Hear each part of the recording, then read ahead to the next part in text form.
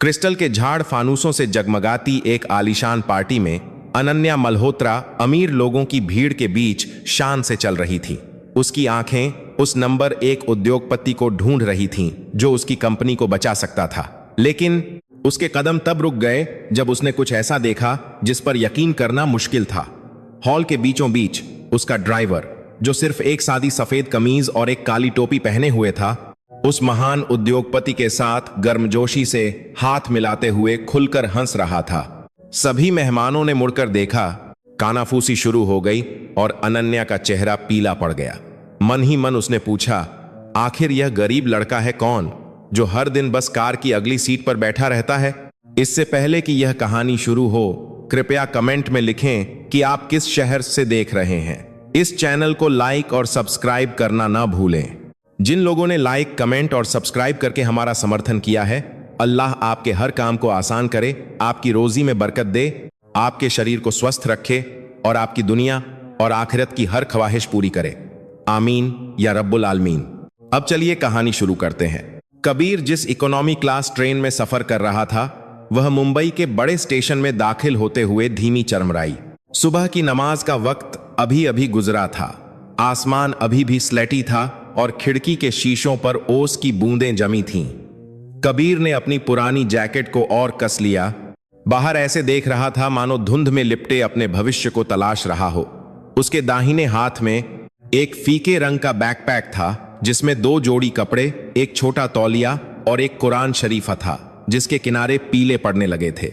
बाएं हाथ में एक कागज था, मल्होत्रा ग्रुप की सीईओ अनन्या मल्होत्रा के पर्सनल ड्राइवर के तौर पर ऑनलाइन इंटरव्यू में पास होने का नतीजा। बिस्मिल्लाह या अल्लाह, वह धीरे से बुदबुदाया।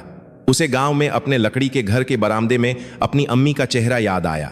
रवाना होने से पहले रात को उसकी अम्मी ने उसे कसकर गले लगाया था, जैसे वह जानती हो कि यह गले लगना महीनों की जुदाई की याद को सहने के लिए काफी होना चाहिए। तुम वहां दुनिया के पीछे भागने नहीं जा रहे हो बेटा, बल्कि उस रिज्क को लेने जा रहे हो जो अल्लाह ने तुम्हारे लिए भेजा है, उसकी अम्मी ने नसीहत दी थी। आंखों में आंसू भर आए। कबीर ने धीरे से सिर हिलाया, आंसुओं को रोकते हुए। दुआ करना कि कबीर आपका वही बेटा रहे। अम्मी, भले ही अब मैं मदरसे के सहन में नहीं बल्कि ड्राइवर की सीट पर बैठूंगा। अब स्टेशन की गहमा गहमी के बीच उसकी अम्मी की आवाज फिर से उसके सिर में गूंज उठी। कबीर ने एक लंबी सांस ली, अपने हाथ में कुरान को चूमा और बाहर निकल गया। मुंबई ने हॉर्न के शोर और गाड़ियों के धुएं से उसका स्वागत किया। ऊंची ऊंची इमारतें उसे ऐसे ऊपर देखने पर मजबूर कर रही थीं, जैसे कोई बच्चा पहली बार कोई मीनार देख रहा हो। वह कभी इतने बड़े शहर में नहीं आया था। गांव में तो सब्जी मंडी ही उसे बहुत भीड़ भाड़ वाली लगती थी। स्टेशन के किनारे एक काली सेडान कार रुकी। पतली मूंछों वाला एक आदमी कंपनी के लोगों वाली साफ सुथरी वर्दी पहने बाहर निकला। कबीर, उसने पूछा। जी साहब, मैं कबीर हूं। कबीर ने थोड़ा झुककर विनम्रता से जवाब दिया। मैं राकेश, ड्राइवरों का सुपरवाइजर। चलो जल्दी अंदर बैठो। सीईओ साहिबा को देर पसंद नहीं, राकेश ने रूखेपन से कहा। कबीर ने जल्दी से अपना पुराना बैग डिक्की में डाल दिया। उसने गलती से हैंडल खींच लिया और क्रैक की आवाज से राकेश ने उसे तीखी नजरों से घूरा। सावधान, इस कंपनी की कार की कीमत में तुम्हारे गांव में एक पूरा घर आ जाएगा, राकेश ने ताना मारा। कबीर बस थोड़ा मुस्कुराया। माफ कीजिए साहब, इंशाअल्लाह मैं धीरे धीरे सीख जाऊंगा। हेड ऑफिस के रास्ते में कबीर ने अपना माथा शीशे से टिका दिया, उन ऊंची इमारतों को देखते हुए जो अंतहीन लग रही थीं। ट्रैफिक लाइट, फ्लाईओवर, बड़े बड़े विज्ञापन, सब उसे बहुत छोटा महसूस करा रहे थे। मन ही मन वह फुसफुसाया, अल्लाह, मेरे दिल को इन इमारतों की तरह ऊंचा मत होने देना। ऑफिस के बेसमेंट में पहुंचकर चमचमाती लग्जरी कारों की कतारें थीं। उनका पेंट ऐसा लग रहा था जैसे अभी अभी फैक्ट्री से निकली हों। कबीर अपनी काली टोपी के साथ उतरा, जिसे वह मदरसे के दिनों से हमेशा पहनता था। कोने में सिगरेट पी रहे दूसरे ड्राइवरों ने तुरंत उसे देखा। अरे देखो, ट्रेन से एक मौलवी साहब उतरे हैं। एक ने मजाक उड़ाया और बाकी हंस पड़े। टोपी तो ऐसे पहनी है जैसे सुबह की नमाज पढ़ानी हो, दूसरे ने जोड़ा। कबीर ने शर्मिंदगी से मुस्कुराते हुए सिर झुका लिया। माफ कीजिएगा साहब, मैं नया ड्राइवर हूं। राकेश ने कबीर का बस यूं ही परिचय कराया। बिना कहे कबीर ने तुरंत एक नई आई कार को पार्क करने में मदद की। उसके हाथ अभी शहर के ड्राइवरों जितने सधे हुए नहीं थे, लेकिन जो हाथ आमतौर पर मदरसे के आंगन में झाड़ू लगाते थे, वे अब एक महंगी कार का स्टीयरिंग व्हील थामे हुए थे। ब्रेक के समय बाकियों ने सिगरेट निकाली और मजाक करने लगे, जबकि कबीर एक खंभे के पास बैठकर अपनी मां का दिया हुआ टिफिन खोलने लगा। रोटी और सब्जी के साथ एक छोटी सी कागज की पर्ची थी जिस पर मां की लिखावट थी, नमाज मत छोड़ना और अपने दिल का ख्याल रखना बेटा। वह अकेले ही मुस्कुराया, सीने में एक गर्माहट महसूस करते हुए। खाना खाने के बाद उसने बेसमेंट के छोटे से नमाज कमरे में वुजू किया और फिर 2 रकात नमाज पढ़ी।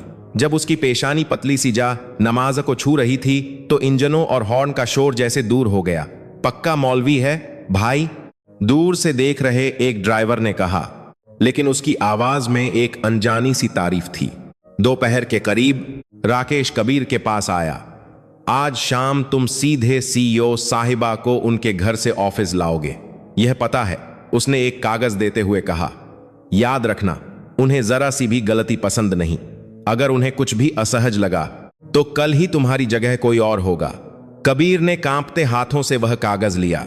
उस पर लिखा इलाके का नाम सबसे पॉश इलाकों में से था, जिसके बारे में उसने सिर्फ गांव की चाय की दुकान पर टीवी में सुना था। ठीक है साहब, दुआ कीजिएगा, उसने धीरे से कहा। उस शाम कबीर ने तैयार की गई सफेद सेडान का इंजन स्टार्ट किया। उसने बार बार शीशे चेक किए, सुनिश्चित किया कि सीट साफ है, परफ्यूम बहुत तेज नहीं है और टिश्यू मौजूद हैं। उसकी गोद में एक छोटा कुरान शरीफ रखा था। उसने उसे यूं ही खोला, उसकी नजर एक आयत पर पड़ी जिसमें अल्लाह के हालात बदलने की कुदरत का जिक्र था। कबीर ने एक पल के लिए आंखें बंद कीं। अगर आज तू मेरी जिंदगी बदल रहा है तो मेरे ईमान को मत बदलने देना या अल्लाह, वह फुसफुसाया। कार बेसमेंट से बाहर निकलकर शाम के घने ट्रैफिक में शामिल हो गई। पौश इलाके की ओर जाती चढ़ाई ने कबीर के दिल की धड़कन भी तेज कर दी। अचानक उसे लगा कि वह मदरसे के आंगन और अज्जान की उस आवाज से बहुत दूर आ गया है जो उसके गांव में गूंजती थी। लेकिन इस घबराहट के पीछे एक ऐसा जोश था जिसे वह समझा नहीं सकता था। वह सिर्फ एक कार नहीं चला रहा था, बल्कि अपनी मां की उम्मीदें, उन छोटे बच्चों की उम्मीदें जो उसे कबीर भाई कहते थे, और उन 2 मौलाना साहब की उम्मीदें भी साथ ले जा रहा था, जिन्होंने रवाना होने से पहले उसके कंधे थपथपाए थे। ऊंची दीवारों वाले एक आलीशान घर के सामने कबीर ने कार रोकी। ऑटोमेटिक गेट खुला और एक ऐसा आंगन दिखा जो उसके गांव के उस मैदान से भी बड़ा था जहां वह फुटबॉल खेला करता था। सुभान अल्लाह, वह अनायास कह गया। बरामदे में एक महिला सादे लेकिन महंगे लिबास में खड़ी थी। उसके बाल सलीके से बंधे थे, चेहरा खूबसूरत लेकिन सख्त था। उसकी नजरें उसके घर के मार्बल के फर्श की तरह ठंडी थीं। यह पहली बार था जब कबीर ने अनन्या को इतने करीब से देखा था। वह जल्दी से नीचे उतरा, थोड़ी घबराहट के साथ कार का पिछला दरवाजा खोला। नमस्ते मैडम, उसकी आवाज अटक गई। उस महिला ने उसके जूतों को देखा जो लेदर के नहीं थे, उसकी काली टोपी को, और फिर आगे की सीट पर रखे उसके पुराने बैग को। एक पल में उसने सब कुछ आंक लिया। आज से तुम मेरे ड्राइवर हो? उसने सपाट आवाज में पूछा। कबीर ने सम्मान में सिर झुकाते हुए हां में सिर हिलाया। जी मैडम, मेरा नाम कबीर है। अनन्या ने कोई जवाब नहीं दिया। वह बस कार में बैठ गई। दरवाजा धीरे लेकिन सख्ती से बंद किया। रियर व्यू मिरर से कबीर ने उसकी थकी हुई आंखें देखीं, जैसे उनमें बहुत सारा बोझ छिपा हो जो उसने कभी किसी से नहीं बांटा। कबीर ने अपनी बैठने की पोजीशन ठीक की, अपने हाथों की कंपकंपी को रोका। बिस्मिल्लाह, उसने गैस पेडल पर पैर रखने से पहले धीरे से कहा। उसके दिमाग में यह नहीं था कि उस दिन की यात्रा सिर्फ सीईओ को ऑफिस ले जाने की नहीं थी, बल्कि खुद उसे उन आश्चर्यों की एक श्रृंखला की ओर ले जा रही थी जो कई लोगों की जिंदगी बदलने वाले थे। कार के अंदर का माहौल एयर कंडीशनर की वजह से नहीं, बल्कि ड्राइवर की सीट और पीछे की सीट के बीच की अदृश्य दूरी के कारण ठंडा था। कबीर कभी कभी बीच वाले शीशे से तिरछी नजर डालता। अनन्या खिड़की से बाहर देख रही थी। उसका चेहरा भावहीन था, दोनों हाथों में फोन था। हेड ऑफिस, उसने बिना देखे संक्षेप में कहा। जी मैडम, कबीर ने जवाब दिया। पहले कुछ मिनट सिर्फ इंजन की आवाज और दूसरी गाड़ियों के हॉर्न से भरे थे। कबीर गूगल मैप्स के हर निर्देश को याद करने की कोशिश कर रहा था, जो उसने पहले पढ़े थे। लेकिन पीक आवर्स में मुंबई की सड़कें सच में हिम्मत की परीक्षा ले रही थीं। लाल बत्ती, तीखे मोड़ और हर तरफ से आती मोटरसाइकिलें उसे पसीने पसीने कर रही थीं। एक बड़े चौराहे पर अचानक ठेला धकेल रहा एक बूढ़ा आदमी दूसरी कार से लगभग टकरा ही गया था। कबीर ने तुरंत ब्रेक लगाया और स्टीयरिंग को थोड़ा बाईं ओर घुमा दिया। कार अचानक रुक गई। अनन्या का शरीर आगे की ओर झुक गया। अरे! अनन्या चिल्लाई। उसकी सांस रुक गई। यह क्या कर रहे हो? माफ कीजिए मैडम। कबीर ने गहरी सांस ली। उसका दिल जोर से धड़क रहा था। एक बुजुर्ग आदमी लगभग टकराने वाले थे। मुझे डर था कि मैं उन्हें टक्कर न मार दूं। अनन्या ने बाहर तीखी नजरों से देखा। वह बूढ़ा ठेले वाला सड़क के बीच में खड़ा था। उसकी सांसें फूल रही थीं। उसके हाथ कांपते हुए ठेले का हैंडल पकड़े हुए थे। कबीर ने शीशा नीचे किया। बाबा, आप ठीक तो हैं? उसने चिंता से पूछा। उस बूढ़े आदमी ने सिर हिलाया। उसके झुर्रियों वाले चेहरे पर एक अजीब सी मुस्कान थी। मैं ठीक हूं बेटा, ब्रेक लगाने के लिए शुक्रिया। अल्लाह तुम्हारा भला करे। कबीर ने सिर हिलाया, सम्मान में हाथ उठाया और फिर शीशा बंद कर लिया। लेकिन जब उसने शीशे में देखा तो अनन्या की नजरें उसका इंतजार कर रही थीं, तीखी और नापसंद। सुनो, उसकी आवाज धीमी लेकिन चुभने वाली थी। मैं समझती हूं कि तुम्हें दूसरों की परवाह है, लेकिन यह कार तुम्हारी नहीं है। अगर तुमने मुझे 5 मिनट भी लेट कर दिया तो मुझे लाखों का नुकसान हो सकता है। कबीर ने घूंट निगला। मैं माफी चाहता हूं मैडम, मुझे बस किसी को चोट पहुंचाने से डर लग रहा था। अगर तुमने मुझे दोबारा लेट किया, अनन्या ने बात काटी, तो तुम अपने गांव वापस जाकर जितनी चाहो उतनी किताबें रट सकते हो। यहां हर सेकंड पैसा है। ये शब्द हवा में लटके रह गए। कबीर समझाना चाहता था कि उसके लिए इंसान की जान स्क्रीन पर दिख रहे नंबरों से ज्यादा कीमती है, लेकिन उसने अपनी जबान पर काबू रखा। उसने बस सिर हिलाया और स्टीयरिंग पर अपनी पकड़ मजबूत कर ली। जी मैडम, मैं और ज्यादा सावधान रहूंगा। सफर खामोशी में आगे बढ़ा। कबीर ने एक स्थिर गति, सुरक्षित दूरी बनाए रखने और अचानक ब्रेक से बचने की पूरी कोशिश की। हर लाल बत्ती पर वह घड़ी देखता, यह सुनिश्चित करते हुए कि कोई देरी न हो। इस बीच पीछे की सीट पर अनन्या एक एक करके ईमेल खोल रही थी। नुकसान की रिपोर्ट, सौदों का रद्द होना, बैंक से धमकी, सब कुछ एक लहर की तरह जमा हो रहा था जो उसे डुबाने के लिए तैयार थी। वह तेजी से जवाब टाइप कर रही थी। उसका झबड़ा सख्त था। 6 महीने पहले उसके पिता की मृत्यु के बाद से परिवार की विरासत वाली कंपनी का सारा बोझ उसके कंधों पर आ गया था। बोर्ड ऑफ डायरेक्टर्स एक 28 साल की युवा सीईओ पर पूरी तरह भरोसा नहीं करते थे। उसके हर कदम पर नजर रखी जाती थी, हर फैसले पर सवाल उठाया जाता था। उसके पास गलती की कोई गुंजाइश नहीं थी, न मीटिंग रूम में, न कर्मचारियों के सामने और न ही अपनी कार के अंदर। ऑफिस पहुंचकर कबीर ने कार को ठीक लॉबी के सामने पार्क किया। वह तेजी से उतरा और अनन्या के लिए दरवाजा खोला। शुक्रिया मैडम, उसने आदतन कहा। अनन्या ने जवाब नहीं दिया। वह बस अपनी ऊंची एड़ी के जूतों के साथ इमारत में चली गई, जिनकी आवाज मार्बल के फर्श पर गूंज रही थी। कुछ महिला कर्मचारी उसकी तारीफ में फुसफुसा रही थीं, जबकि पुरुष उसके रुतबे की प्रशंसा कर रहे थे। कबीर दूर से देखता रहा। मन ही मन उसने माना कि यह महिला न केवल खूबसूरत थी, बल्कि बहुत मजबूत भी दिखती थी। इतनी मजबूत कि उसके चेहरे पर थकान बहुत कम दिखती थी। शाम को एक लंबी मीटिंग के बाद अनन्या भारी कंधों के साथ कार में वापस आई। कबीर उसके दरवाजा बंद करने के तरीके से देख सकता था। धीरे लेकिन बोझ से भरा हुआ। घर चलूं मैडम? कबीर ने सावधानी से पूछा। अनन्या ने एक छोटी सांस ली। पहले एक जगह और। मैं लोकेशन तुम्हारे कंपनी के फोन पर भेज रही हूं। एक छोटा मैसेज आया। लोकेशन देखकर कबीर थोड़ा हैरान हुआ। शहर के बीचों बीच एक 5 स्टार होटल। नोट में लिखा था, संभावित निवेशक के साथ अनौपचारिक बैठक। कार वापस शहर के बीचों बीच चल पड़ी। शाम ढल रही थी। इमारतों की लाइटें धीरे धीरे जलने लगीं। शीशे से कबीर ने अपनी और अनन्या की परछाई को एक पल के लिए मिलते हुए देखा, जैसे 2 दुनियाएं जो कभी एक नहीं हो सकती। एक सादे से लड़के की दुनिया और नंबरों की भूखी एक बिजनेस वुमन की दुनिया। ट्रैफिक जाम के बीच कबीर अनजाने में धीरे से फुसफुसाया, या अल्लाह इस मैडम के काम को आसान कर दे, भले ही वह शायद अपने ड्राइवर की दुआ को न समझती हो। अनन्या, जो खिड़की से बाहर देख रही थी, ने एक पल के लिए आगे देखा। तुमने कुछ कहा? उसने पूछा। कबीर थोड़ा घबरा गया। आह, नहीं मैडम, मैं बस एक दुआ याद कर रहा था जो मेरे मौलाना साहब ने सिखाई थी। कैसी दुआ? उसकी आवाज सपाट थी, लेकिन उसमें एक हल्की सी जिज्ञासा थी। एक दुआ ताकि अल्लाह उस इंसान के काम को आसान कर दे जो अपना सफर हम पर छोड़ता है। कबीर ने मुस्कुराने की कोशिश करते हुए जवाब दिया, ताकि जिसे हम ले जा रहे हैं वह न केवल दुनिया की मंजिल तक सुरक्षित पहुंचे, बल्कि जिंदगी की असली मंजिल तक भी पहुंचे। अनन्या चुप हो गई। वह नुकसान की रिपोर्ट और मीटिंग के शेड्यूल के बीच ऐसी आध्यात्मिक बातें सुनने की आदी नहीं थी। कुछ सेकंड के लिए उसकी नजरें नरम हुईं, फिर वापस सख्त हो गईं। तुम बस ड्राइविंग पर ध्यान दो, उसने आखिरकार कहा।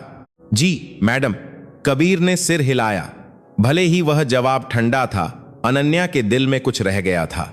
काम को आसान कर दे शब्द गूंज रहे थे, उसे उन रातों की याद दिला रहे थे जब वह चुपचाप अपने कमरे में रोती थी, मदद की भीख मांगती थी, बिना यह जाने कि किससे मांगे। उस रात उस लग्जरी होटल के सामने जहां 2 हफ्ते बाद इन्वेस्टर्स गाला होना था, कबीर ने अनन्या को उतारा। उसने बड़े बड़े बैनर देखे जिन पर टॉप के उद्योगपतियों के नाम थे, जिसमें एक नाम भी था जिसे उसने अक्सर खबरों में सुना था, विक्रम सिंह राठौर, नंबर 1 उद्योगपति।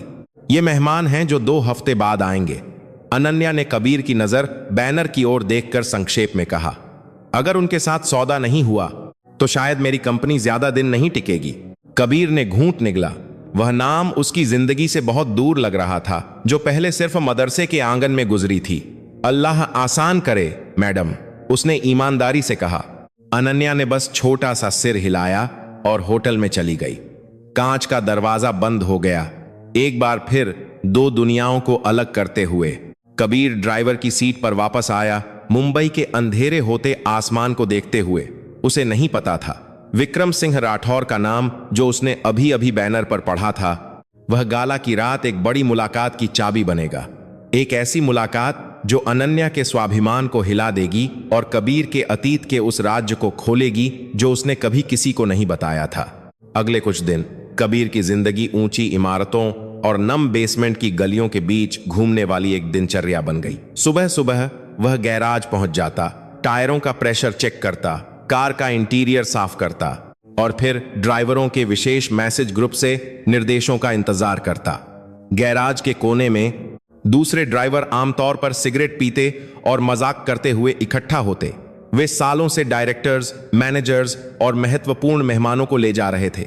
कबीर अपनी काली टोपी और जेब में छोटे कुरान शरीफ के साथ किसी दूसरी दुनिया से आया हुआ लगता था। राकेश, तुम्हें यकीन है कि यह लड़का मुंबई में टिक पाएगा?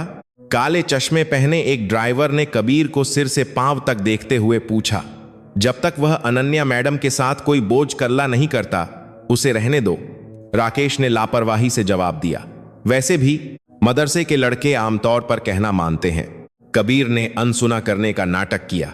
वह एक खंभे के पास लोहे की बेंच पर बैठा अपना सादा सा टिफिन खोला। रोटी, आमलेट और चटनी, जिसमें अभी भी गांव के किचन की महक थी। खाने के साथ मां की लिखी पर्ची अब बार बार पढ़े जाने से मुड़ी तुड़ी हो गई थी। जब भी वह एक निवाला चबाता, उसकी नजरें उन कारों की कतार पर जातीं जिनके लोगो उसने पहले सिर्फ टीवी विज्ञापनों में देखे थे। यह अजीब लग रहा था। वह जो आमतौर पर अपनी पुरानी साइकिल से बाजार जाता था, अब एक ऐसी कार की चाबी पकड़े हुए था जिसके सिर्फ एक टायर की कीमत शायद उसके पड़ोसी की मोटरसाइकिल से ज्यादा थी। लेकिन हैसियत का फासला सबसे ज्यादा कार के बारे में नहीं, बल्कि लोगों के उसे देखने के तरीके में महसूस होता था। एक दोपहर अनन्या को एक ब्रांच ऑफिस छोड़ने के बाद कबीर बेसमेंट में अपनी आयतों को दोहराते हुए इंतजार कर रहा था। उसके होंठ धीरे धीरे आयतें पढ़ रहे थे, जबकि उसकी उंगलियां कुरान के छोटे अक्षरों पर फिर रही थीं। अचानक पीछे से हंसी की आवाज आई। देखो, ड्राइवर गैराज में कुरान पढ़ रहा है, किसी ने कहा। कबीर ने मुड़कर देखा। 2 पुरुष स्टाफर जो अभी अभी ग्रुप के साथ आए थे, कॉफी लेकर लिफ्ट से नीचे उतरे थे। उन्होंने चिकनी शर्ट, पतली टाई और चमकदार जूते पहने हुए थे। आराम से भाई, उनमें से एक ने व्यंग्यात्मक मुस्कान दी। मुंबई कोई मदरसा नहीं है, अगर ज्यादा दुआ करोगे तो मौके ढूंढना भूल जाओगे। कबीर ने धीरे से कुरान बंद किया। दुआ इसलिए होती है ताकि दिल मौके देखने में गलती न करे साहब, उसने नरमी से कहा। स्टाफर ने नाक सिकोड़ी और चला गया। एक दूसरे कोने में दस्तावेज लेकर जा रही एक रिसेप्शनिस्ट प्रिया चुपचाप देख रही थी। वह ऑफिस में लोगों को गुस्से और तनाव में देखने की आदी थी, लेकिन उसने शायद ही कभी किसी को अपमानित होने पर इतना शांत रहते देखा था। दोपहर शाम में बदल गई। कबीर ने फिर से अनन्या को कई मीटिंग्स में पहुंचाया। ड्राइवर की सीट से उसने उस युवा सीईओ को हर बार कार से उतरते समय चेहरा बदलते देखा। क्लाइंट्स के सामने वह पेशेवर रूप से मुस्कुराती, अपने अधीनस्थों के सामने वह सख्त होती, बोर्ड के सामने वह खुद को कमजोर न दिखने देने के लिए संयम बरतती। ट्रैफिक जाम में कबीर अक्सर पीछे की सीट से गहरी सांसें सुनता। कभी कभी अनन्या अपनी कनपट्टी दबाती, एक पल के लिए आंखें बंद करती, फिर वापस फोन की स्क्रीन देखने लगती। कबीर पूछने की हिम्मत नहीं करता, लेकिन मन ही मन वह उसकी हर एक शिकायत को याद कर लेता। नुकसान की रिपोर्ट फिर क्यों बढ़ गई? वह निवेशक अचानक क्यों मुकर गया? तुम लोग कंपनी की इज्जत क्यों नहीं बचा सकते? और बार बार जवाब वही होता, शांत रहिए मैडम, हम कोई रास्ता निकालेंगे। लेकिन कबीर जानता था कि दूसरी तरफ की आवाज वास्तव में शांत नहीं थी। रात में जब वह एक तंग गली में अपने साधारण से कमरे में वापस आता, तो वह एक पतले गद्दे पर बैठकर छोटी सी खिड़की से बाहर देखता। पड़ोसी के टीवी की आवाज गली के कोने की मस्जिद से आती ईशा की अजान के साथ मिल रही थी। कबीर ने कुरान खोला और एक आयत पर रुका, जिसमें अल्लाह के बारे में कहा गया था कि वह किसी कौम की हालत तब तक नहीं बदलता जब तक वे खुद अपने अंदर बदलाव न लाएं। उसने एक लंबी सांस ली। या अल्लाह, मुझे नहीं पता कि अपनी किस्मत कैसे बदलूं, सिवाय इसके कि मैं अपना काम सबसे अच्छे तरीके से करूं और अपने दिल को पाक रखूं। अगर तू मुझे लापरवाह देखे तो मुझे ऐसे तरीके से याद दिलाना जिसे मैं सह सकूं। उसी समय अपने लग्जरी अपार्टमेंट में अनन्या दस्तावेजों से भरी एक मेज के सामने बैठी थी। उसकी थकी हुई आंखें लाल नंबरों को देख रही थीं। उसके दाहिने हाथ में उसके स्वर्गीय पिता की तस्वीर थी। पापा, अगर आप आज होते तो क्या आप भी मुझे कमजोर कहते? वह फुसफुसाई। कोई जवाब नहीं था, बस बारिश की आवाज थी जो ऊंची खिड़की के शीशे पर पड़ने लगी थी। दो इंसान, दो अलग अलग जगहों पर, एक तंग से कमरे में, एक विशाल अपार्टमेंट में। उस रात दोनों आसमान को देख रहे थे। फर्क यह था कि एक यकीन के साथ अल्लाह का नाम पुकार रहा था, दूसरा अभी तक नहीं जानता था कि किसे पुकारे। लेकिन उस छोटे से कमरे से निकली धीमी दुआ ही थी जो चुपके से आसमान के दरवाजे खटखटा रही थी, उन मुलाकातों की एक श्रृंखला तैयार कर रही थी जो बाद में उस हैसियत के फासले को खाई नहीं बल्कि एक पुल बना देगी। उस सुबह ऑफिस की सबसे ऊंची मंजिल पर माहौल सामान्य से ज्यादा तनावपूर्ण था। कबीर, जिसने अनन्या को लॉबी के सामने उतारा था, ने सामान्य से ज्यादा लग्जरी कारें देखीं। गहरे रंग के सूट पहने कुछ पुरुष और मोटी फाइलों वाली महिलाएं विशेष लिफ्ट की ओर तेजी से बढ़ रही थीं। राकेश, ऊपर क्या हो रहा है? कबीर ने धीरे से पूछा जब वे दोनों ड्राइवर के वेटिंग एरिया में खड़े थे। बोर्ड ऑफ डायरेक्टर्स की मीटिंग है, राकेश ने धीमी आवाज में जवाब दिया। अगर माहौल ऐसा है तो आमतौर पर कोई बुरी खबर होती है। कबीर ने घूंट निगला।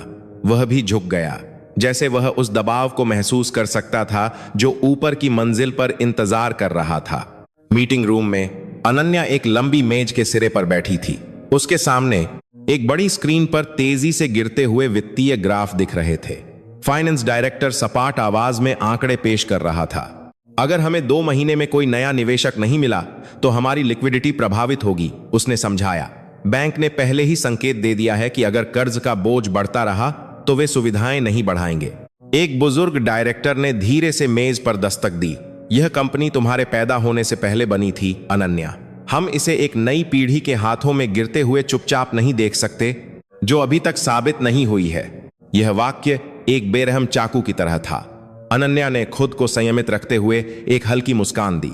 हम कुछ संभावित निवेशकों के साथ बैठकों की कोशिश कर रहे हैं सर, उसने कहा, जिसमें वह गाला भी शामिल है जिसमें मिस्टर विक्रम सिंह राठौर शामिल होंगे। यह एक बड़ा मौका है। हर कोई विक्रम को लुभा रहा है, दूसरे डायरेक्टर ने कहा। तुम्हें क्या यकीन दिलाता है कि वह हमारी कंपनी की ओर देखेगा? एक पल की खामोशी। अनन्या जवाब देना चाहती थी कि वह और ज्यादा मेहनत करेगी, सबसे अच्छी प्रेजेंटेशन तैयार करेगी और दिखाएगी कि यह कंपनी अभी भी भरोसे के लायक है। लेकिन वह जानती थी कि उन शब्दों के पीछे वे सिर्फ एक चीज देख रहे थे, रिपोर्ट में नुकसान के आंकड़े। मीटिंग गर्मागर्म चली। कुछ डायरेक्टर्स ने एक दूसरे पर जिम्मेदारी डाली। किसी ने बाजार को दोषी ठहराया, किसी ने अनन्या के पिता की पुरानी नीतियों को, और कुछ चुप रहे। लेकिन उनकी आंखें सुरक्षित रास्ता चुन रही थीं। यह इंतजार कर रही थीं कि पहले कौन गिरेगा। जब वे रणनीति पर बहस कर रहे थे, विक्रम सिंह राठौर का नाम बार बार सामने आया, जैसे कि कंपनी की किस्मत उसके एक हस्ताक्षर पर निर्भर करती हो। मीटिंग खत्म होने के बाद अनन्या अपने ऑफिस में गई और भारी सांस के साथ दरवाजा बंद कर लिया। वह कुर्सी पर बैठ गई, अपनी ऊंची एड़ी के जूते उतारे और अपनी कनपटी दबाई। मैं हार नहीं सकती, वह बड़बड़ाई। अचानक उसका फोन वाइब्रेट हुआ। उसकी पर्सनल असिस्टेंट का मैसेज था, मैडम, गाला होटल की कमेटी ने पुष्टि कर दी है, निमंत्रण भेज दिए गए हैं। वे पूछ रहे हैं कि आप कितने क्रू और ड्राइवर साथ लाएंगी। अनन्या चौंक गई। ड्राइवर शब्द ने उसे कुछ दिन पहले की उस घटना की याद दिला दी, जब कबीर ने एक बूढ़े ठेले वाले को बचाने के लिए अचानक ब्रेक लगाया था। उस समय का उसका गुस्सा अब ठंडा हो गया था, लेकिन उसका निशान अभी भी बाकी था। एक छोटी सी गलती और उसे बड़ा नुकसान हो सकता है, यही बात उसके दिमाग में गूंज रही थी। उसने खिड़की से बाहर देखा, चलते फिरते शहर को।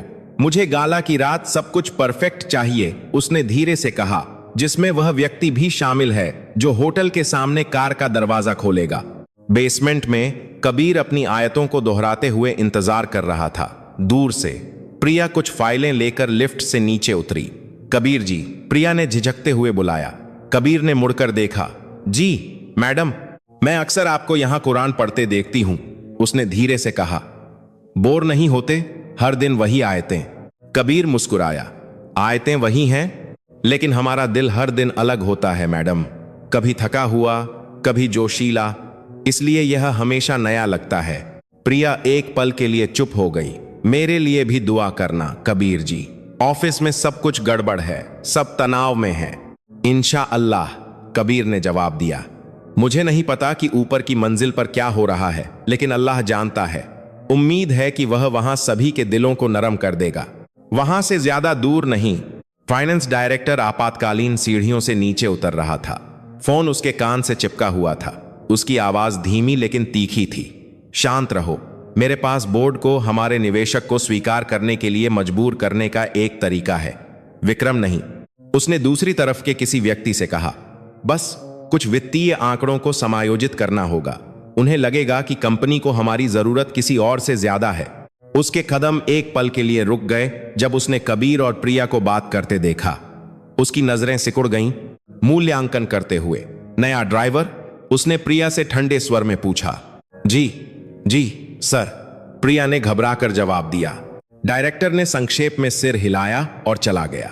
कबीर ने बस विनम्रता से सिर झुकाया, यह जाने बिना कि वह आदमी बाद में उस पर शक करेगा और उसे बलि का बकरा बनाने के लिए इस्तेमाल करेगा।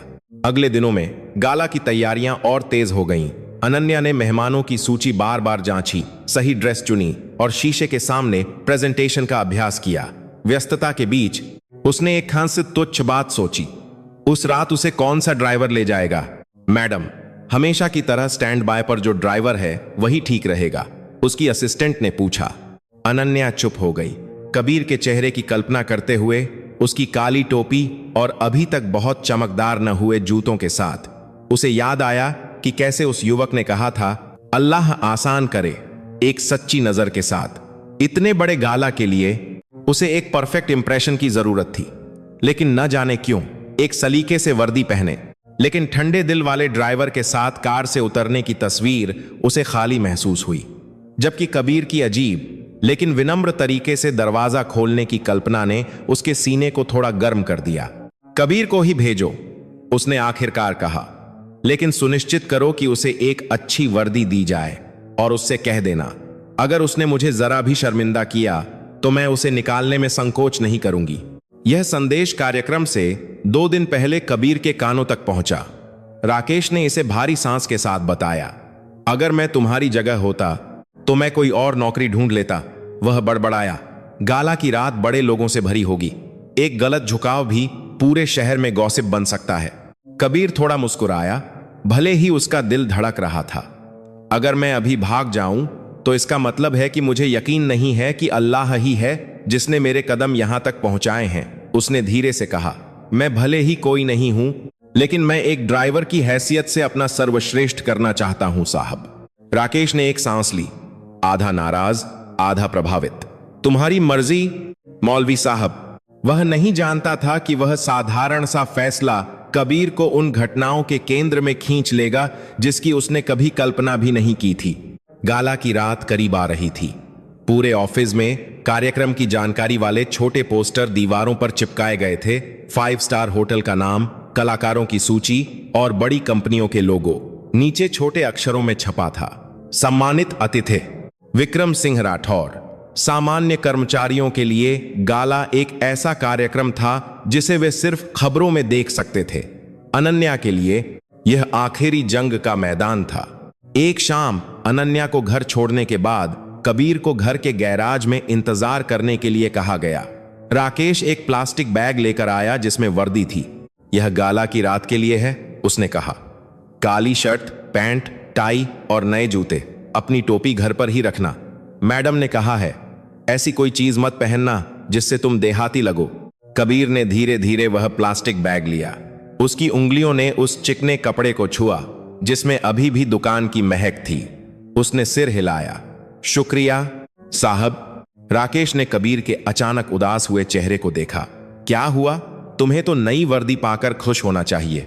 कबीर ने एक धीमी सांस ली। मैं खुश हूं साहब, बस यह टोपी मेरे मौलाना साहब ने मुझे रवाना होने से पहले दी थी। उन्होंने कहा था, जब तक यह टोपी तुम्हारे सिर पर है, उम्मीद है तुम्हारा सिर झुकना याद रखेगा। राकेश चुप हो गया। अगर तुम एक आलीशान होटल की पार्टी में टोपी पहनकर जाओगे तो वे शायद तुम्हें सिर्फ झुकने के लिए नहीं बल्कि बाहर निकलने के लिए भी कह देंगे। उसने मजाक करने की कोशिश की। कबीर ने एक फीकी मुस्कान दी। मैं समझता हूं साहब, मैं इसे रख दूंगा, लेकिन अपने दिल से नहीं उतारूंगा। गाला से पहले की रात कबीर अपने कमरे में अकेला बैठा था। नई वर्दी एक प्लास्टिक हैंगर पर करीने से लटकी हुई थी। काली टोपी कुरान शरीफ के ऊपर रखी थी, जैसे दोनों चीजें एक दूसरे की हिफाजत कर रही हों। उसने कमरे की छत को देखा जिसका पेंट उखड़ रहा था। या अल्लाह, तू ही जानता है कि तूने मुझे यहां क्यों रखा है, इस शान और शौकत के बीच जिसे मैं शायद छू भी नहीं सकता। अगर कल रात तू मेरे स्वाभिमान को आजमाना चाहता है तो कृपया मुझे सम्मानित होने पर घमंडी मत होने देना और अपमानित होने पर टूटने मत देना। आंखों के कोने में एक पतला सा आंसू भर आया। उन अमीर लोगों के डर से नहीं जिनसे वह मिलने वाला था, बल्कि इस डर से कि अगर वह दुनिया के लालच में फिसल गया तो अपनी मां और मदरसे को निराश कर देगा। शहर के दूसरी तरफ अनन्या अपने निजी कमरे में एक बड़े शीशे के सामने खड़ी थी। एक सुरुचिपूर्ण क्रीम रंग की ड्रेस उसके शरीर पर लटकी हुई थी, जो उस शान को उजागर कर रही थी जो अक्सर काम के सूट के नीचे छिपी रहती थी। एक मेकअप आर्टिस्ट उसके बालों को संवार रही थी, उन्हें एक साधारण से जूड़े में बांध रही थी। मैडम, आप आज रात बहुत खूबसूरत लग रही हैं, मेकअप आर्टिस्ट ने तारीफ की। अनन्या बस थोड़ा मुस्कुराई। उसके दिल में वह ड्रेस भारी महसूस हो रही थी, उतनी ही भारी जितनी कंपनी पर दबाव डालने वाले नुकसान के आंकड़े। उसकी मां ने दरवाजा खटखटाया। गहनों का एक डिब्बा लेकर अंदर आई। यह पापा का दिया हुआ हार है, उन्होंने मखमली डिब्बा खोलते हुए कहा। आज रात इसे पहनना। पापा तुम्हें बड़े लोगों के सामने अपनी कंपनी का नेतृत्व करते देखकर जरूर गर्व महसूस करते। अनन्या ने उस हार को देखा, फिर शीशे में अपनी परछाई को। आंखों में एक हल्का सा संदेह था। मां, उसकी आवाज धीमी थी, अगर मैं कंपनी को बचाने में कामयाब नहीं हुई तो क्या पापा तब भी गर्व करेंगे? मां ने पीछे से उसके कंधे पर हाथ रखा। पापा मीटिंग के नतीजों से नहीं बल्कि इस बात से तुम्हें आंकते कि तुमने कितनी ईमानदारी से संघर्ष किया। दूसरों को अपने स्वाभिमान को तय करने मत देना। इन शब्दों ने कुछ गहरा छू लिया। अचानक अनन्या को अपने नए ड्राइवर की याद आ गई जो उसे उतारते समय हमेशा कहता था, अल्लाह आसान करे। उसे नहीं पता था कि यह वाक्य इतना सुकून देने वाला क्यों लगता था, जैसे उसके दिल में एक जगह थी जो चुपके से दुआ किए जाने के लिए तरस रही थी। उस नए ड्राइवर का नाम क्या है मां? उसने अचानक पूछा। कबीर, मां ने जवाब दिया। मैंने उसे तब देखा था जब तुमने पिछले हफ्ते मुझे घर छोड़ने के लिए कहा था। उसका चेहरा बहुत मासूम है। हाँ, वह गांव के एक मदरसे से है, अनन्या ने जवाब दिया। वह इस शहर के लिए थोड़ा ज्यादा सीधा है। कभी कभी सीधे लोग ही सबसे मजबूत होते हैं, क्योंकि उनके दिल बहुत उलझे हुए नहीं होते, उसकी मां ने धीरे से कहा। अनन्या ने कोई जवाब नहीं दिया, लेकिन ये शब्द उसके दिमाग में दर्ज हो गए। अगली रात क्रिस्टल के झाड़ फानूसों से जगमगाता वह आलीशान होटल मेहमानों का स्वागत करने के लिए तैयार था। कबीर समय से पहले पहुंच गया, थोड़ी घबराहट के साथ अपनी काली वर्दी पहने हुए। उसने काली टोपी नहीं पहनी थी। कबीर काली वर्दी पहने हुए वह कबीर में है, लेकिन उसे कार के डैशबोर्ड पर उस छोटे कुरान शरीफ के पास रख दिया था जो हमेशा उसके साथ रहता था। ड्रॉप ऑफ एरिया में इंतजार करते समय कुछ दूसरे ड्राइवरों ने उसे देखा। वाह, अब तो कार के विज्ञापन का मॉडल लग रहा है, मौलवी साहब, एक ने मजाक किया। कबीर मुस्कुराया। एक ऐसा मॉडल जिसे वजूह याद रखना पड़ता है साहब। वे हंसे, लेकिन इस बार हंसी में मजाक नहीं था। कुछ मिनट बाद अनन्या अपनी मां के साथ दूसरी कार से होटल के अंदर आखिरी सजावट की जांच करने के लिए उतरी। कबीर ने दूर से देखा। उस क्रीम ड्रेस में वह अपने बॉस को लगभग पहचान ही नहीं पाया था। जो सीईओ आमतौर पर ठंडी रहती थी, वह अब किसी राजकुमारी की तरह लग रही थी। जब उनकी आंखें अनजाने में मिलीं, तो अनन्या रुक गई। एक पल के लिए उसने कबीर के पहनावे का मूल्यांकन किया। साफ सुथरी काली शर्ट, साधारण टाई, नए जूते जो अभी भी कड़े थे। उसने संक्षेप में सिर हिलाया। आज रात कोई गलती मत करना, उसने कबीर के पास से गुजरते हुए धीरे से कहा। इंशाअल्लाह नहीं मैडम, कबीर ने सम्मान में झुकते हुए जवाब दिया। उस रात कबीर को निर्देशों का इंतजार करने के लिए बेसमेंट में रखा गया था। उसे सिर्फ लाना और ले जाना था, इससे ज्यादा कुछ नहीं। लेकिन अल्लाह ने एक अलग ही कहानी लिखी थी। बेसमेंट के एक कोने में कुछ लाइटें अचानक बंद हो गईं। तकनीशियन दौड़ने लगे। उनमें से एक, सफेद बालों वाला एक बूढ़ा आदमी, लगभग एक केबल में उलझकर गिर ही गया था। कबीर तुरंत खड़ा हुआ और उसकी बांह और कंधा पकड़ लिया। सावधान अंकल, उसने कहा। बूढ़े आदमी ने हांफते हुए अपनी छाती मली। शुक्रिया बेटा, अगर मैं गिर जाता तो शायद मेरी हड्डी टूट जाती। कबीर ने उसे एक कुर्सी पर बैठने में मदद की। थोड़ी देर बाद एक होटल का कर्मचारी तेजी से आया। अंकल, हमारे पास विशेष पार्किंग से बुजुर्ग मेहमानों को लाने के लिए लोग कम हैं, क्या आप थोड़ी मदद कर सकते हैं? उसने बूढ़े तकनीशियन से पूछा। तकनीशियन ने कमजोरी से सिर हिलाया। मेरे पैर में थोड़ा दर्द है, शायद यह लड़का कर सकता है। उसने कबीर की ओर इशारा किया। होटल के कर्मचारी ने कबीर की वर्दी को देखा, जो स्टाफा जैसी लग रही थी। मेहमान को ले जाने से पहले अभी वक्त है ना? कबीर एक पल के लिए झिझका। राकेश के नियम उसके दिमाग में गूंजे। कार से ज्यादा दूर मत जाना, बिना इजाजत के इलाका मत छोड़ना। लेकिन उसके सामने किसी जरूरतमंद की मदद करने का काम था। उसने एक सांस ली। ठीक है सर, मैं थोड़ी मदद कर देता हूं, इंशाअल्लाह ज्यादा देर नहीं लगेगी। उसे पता नहीं था, यह छोटा सा फैसला एक बड़ा दरवाजा खोलने वाला था, जो अब तक कई लोगों के लिए कसकर बंद था। कबीर होटल के कर्मचारी के पीछे पीछे एक तंग गलियारे से होकर वीआईपी पार्किंग की ओर गया। वहां विशेष नंबर प्लेट वाली कई काली कारें खड़ी थीं।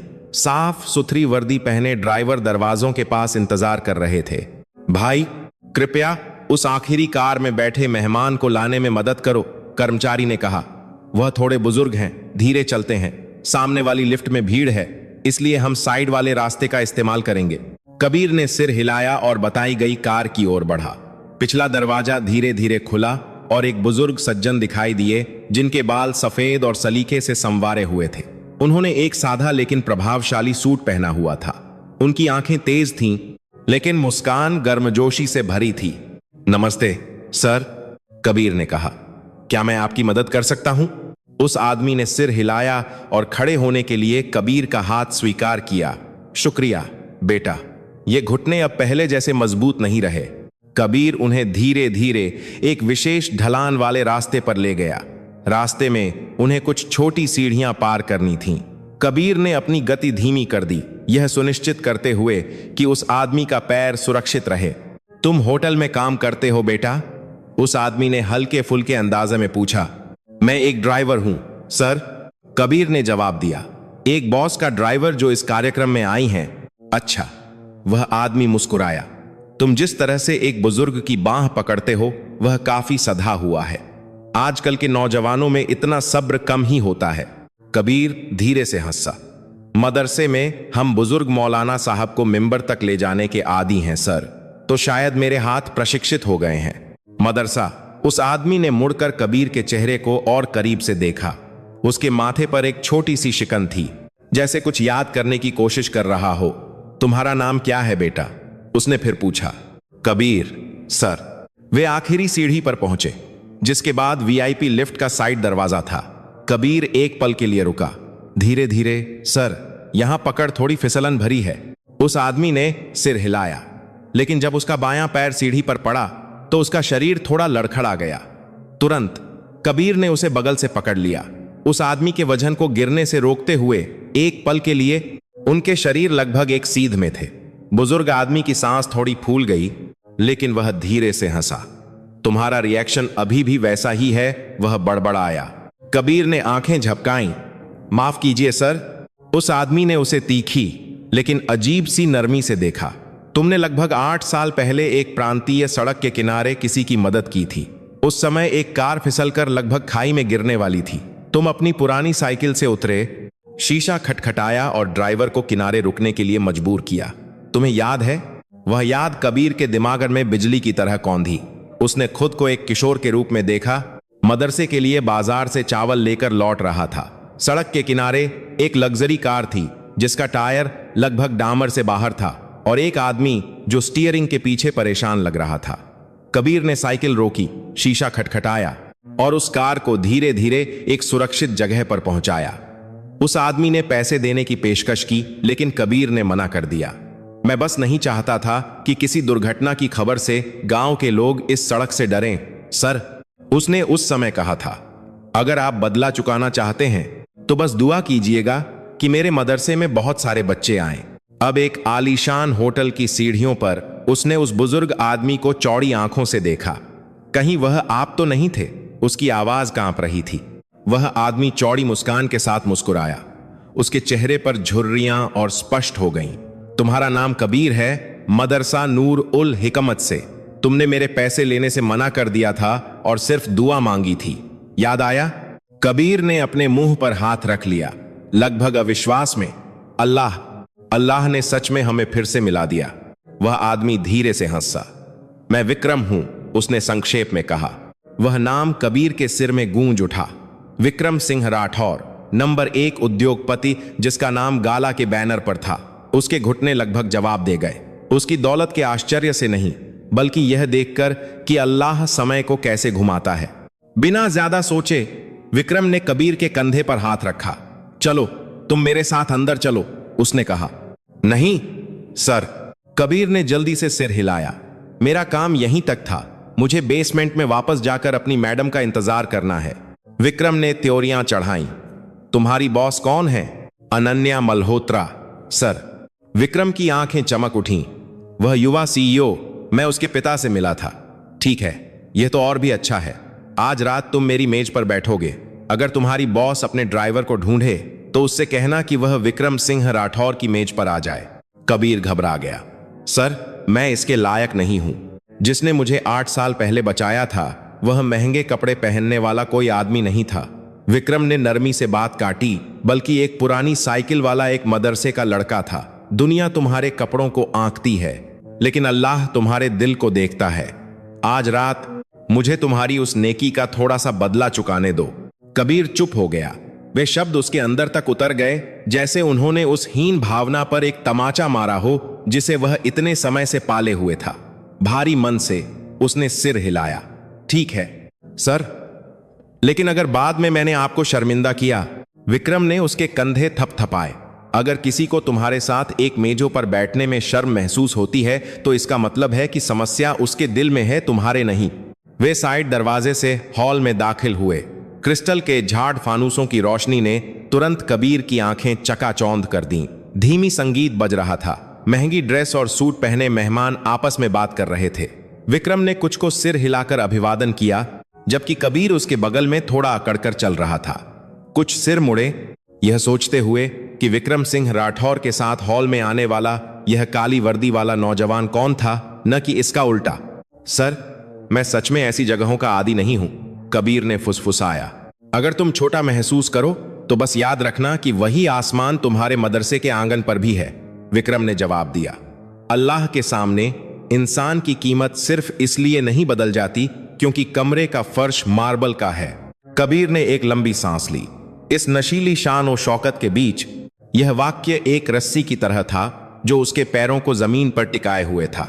उसे नहीं पता था हॉल के दूसरी तरफ कोई क्रीम रंग की ड्रेस में अभी अभी कमरे में दाखिल हुआ था और अगले कुछ मिनटों में उनकी आंखें एक ऐसी स्थिति में मिलने वाली थीं जिसकी किसी ने कभी कल्पना भी नहीं की थी।